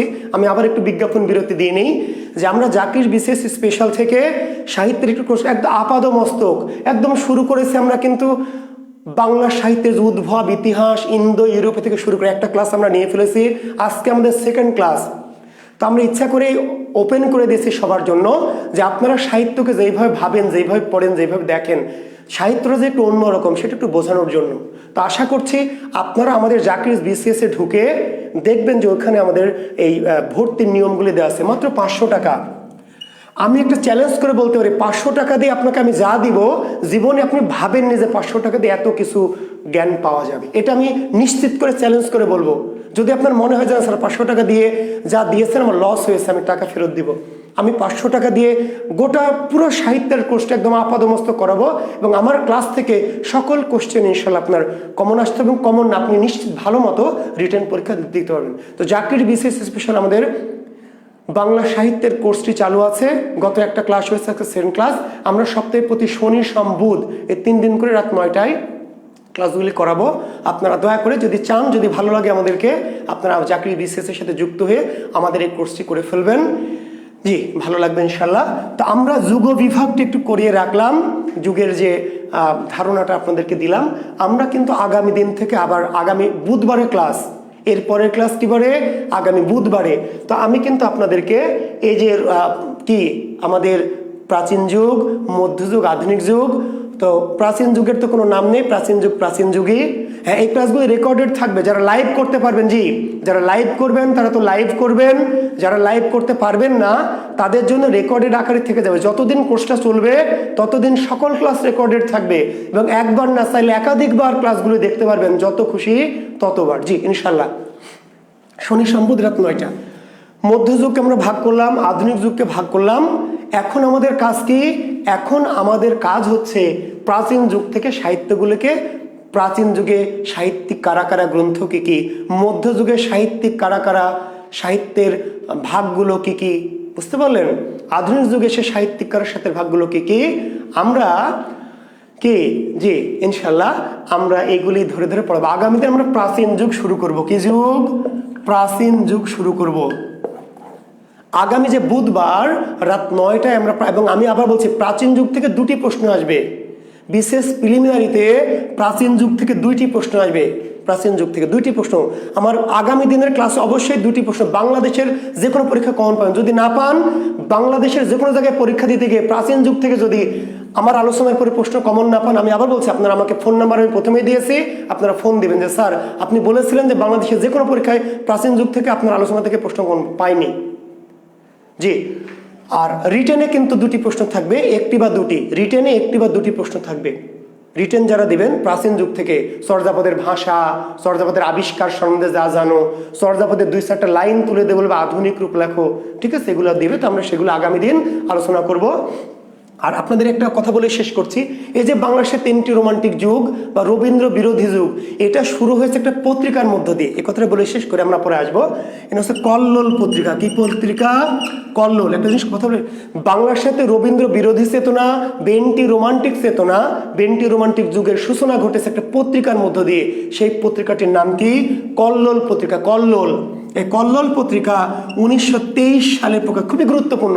বাংলা সাহিত্যে সবচেয়ে গুরুত্বপূর্ণ দামি পত্রিকাটি, সবচেয়ে আলোড়ন সৃষ্টিকারী পত্রিকার নাম কি? কল্লোল। প্রতি বছর প্রতি বিসিএস পত্রিকা থেকে প্রশ্ন হয় কল্লোল অথবা সবুজপত্র অথবা শিখা ইত্যাদি ইত্যাদি। ওকে জি, তো এই যে দেখবেন যে কল্লোল পত্রিকা বাংলা ভাষায় যত সাময়িক সাহিত্য পত্রিকা আছে তার সবচেয়ে আলোড়ন সৃষ্টিকারী। কেন? তাহলে বাংলার সাথে অ্যান্টি রোমান্টিক যুগ বা রবীন্দ্র বিরোধী যুগ কোন পত্রিকার মধ্যে দিয়ে শুরু হয়েছে? এই কল্লোল পত্রিকার মধ্যে দিয়ে। এই কল্লোল পত্রিকার লেখকদেরকে বলে কল্লোল যুগের বা কল্লোল গোষ্ঠীর লেখক। তাহলে বিশেষ প্রিলিমিনারিতে প্রশ্ন হবে, নিচের কে কল্লোল গোষ্ঠীর লেখক ছিলেন বা কে ছিলেন না? কল্লোল যুগের লেখক কে? কল্লোল যুগ কি? তাহলে এই যে যারা অ্যান্টি রোমান্টিক যুগের কবি, যারা রবীন্দ্র বিরোধী কবি, এই বেটারাই কি কল্লোল যুগের বা কল্লোল গোষ্ঠীর কবি। বুঝতে পারলেন? এই কল্লোল পত্রিকা 1923 সালে প্রকাশিত হয়। আর বাংলা 1330 বঙ্গাব্দে, বাংলা 1330। এই জন্য এই পত্রিকাটিকে বলা হয় 30-এর পত্রিকা। কি বলা হয়? 30-এর পত্রিকা। কল্লোল পত্রিকাটিকে বলা হয় 30-এর পত্রিকা। তাহলে নিচের কোনটি? 30-এর পত্রিকা। নিচের কোনটি? 30-এর পত্রিকা। বোঝা গেছে? তাহলে কল্লোল পত্রিকাটি যদি 1923 সালে প্রকাশিত হয়েছে, 1923 সালে, কিন্তু 23 সালে হলে এটার নাম 30-এর পত্রিকা কেন? ওই যে 1330 বঙ্গাব্দে, 1330 বঙ্গাব্দে প্রকাশিত হয়েছে বলে এই কল্লোল পত্রিকাটা বলে 30-এর পত্রিকা। তাহলে এই লেখক কারা? 30-এর লেখক কারা? 30-এর লেখক ওই যে যারা কল্লোল গোষ্ঠীর লেখক, যারা অ্যান্টি রোমান্টিক লেখক, যারা রবীন্দ্র বিরোধী লেখক, ওরা আবার কি কল্লোল গোষ্ঠীর বা 30-এর লেখক। 30-70 জি 30-এর পত্রিকা। শিক্ষার্থী বন্ধুরা, তাহলে রিটেনে আসবে কল্লোল যুগ কি, কল্লোল গোষ্ঠী কি, কল্লোল গোষ্ঠীর একজন লেখকের আলোচনা করো। বুঝতে পারলেন? তা আপনি কল্লোল যুগও বোঝেন না, কল্লোল গোষ্ঠীও বোঝেন না, অ্যান্টি রোমান্টিক বোঝেন না, সবই রিলেটেড, সবই জিনিস একই। জানতে হবে, জানলে লিখতে পারবেন। আমি বললাম যে বাংলাদেশের কোনো শিক্ষক আপনাকে প্রশ্ন করে আটকাতে পারবে কেন? তারা কোথা থেকে বাংলা পড়েছে? আমেরিকা থেকে না রাশিয়া থেকে? জি ভাই, কাজে কোনো প্রশ্ন করে ইনশাল্লাহ আটকাতে পারবে না। জি, পড়াশোনা করবেন, আমাদের সাথে থাকেন, আমাদেরকে বিশ্বাস করেন। আমরা আপনাদের সামনে যা কিছু দিব ইনশাল্লাহ চেষ্টা করব সকল বিষয়গুলো সুন্দর করে ধারাবাহিকভাবে আপনাদের সাথে সামনে নিয়ে আসার জন্য। তো আমি আবার বলছি, আমার পার্সোনাল নাম্বারটি আপনাদের একবার বলেছি, তবু আরেকবার বলি, 01712337554। আর আমার একটি বই আছে বাজারে, যার নাম বাংলা কোষ। আচ্ছা, বাজারে সব জায়গায় পাওয়া যায় না, এটি শুধু রাজশাহীতেই পাওয়া যায় এই বইটি। আর দেশের বাইরে অর্থাৎ রাজশাহীর বাইরে, ঢাকা চট্টগ্রাম থেকে যদি কেউ নিতে চান, তাহলে আমার একটা এজেন্ট আছে, অর্থাৎ আমাদের একটা প্রকাশনী প্রতিষ্ঠান আছে, 01744727712। এই নাম্বারে যোগাযোগ করলে আমার এই বাংলা কোষ বইটি আপনারা পেতে পারবেন। যারা চান, যারা মনে করেন তারা নিতে পারবেন। আর আমার সাথে যদি কোনো বিষয়ে কথা বলতে চান, তাহলে এই নাম্বারটাতে আপনারা কথা বলতে পারবেন। আমি যদি ব্যস্ত না থাকি ইনশাআল্লাহ কথা বলবো। তো সামনের ক্লাসে নিশ্চয়ই আবার দেখা হবে, আবার আপনাদের সাথে সামনে আসব। জি, এখন ছুটি দিয়ে দিচ্ছি।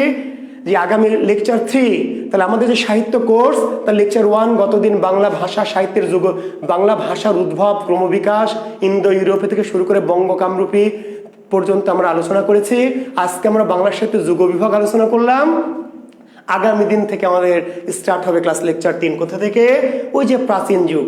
জি, তো ধন্যবাদ, ভালো থাকবেন, দেখা হবে ইনশাল্লাহ সামনের আমাদের গ্রুপ, আমাদের জাকির বিসিএসের সেক্রেট গ্রুপে। সবার সাথে দেখা হবে। শুভকামনা, আল্লাহ হাফেজ, শুভরাত্রি।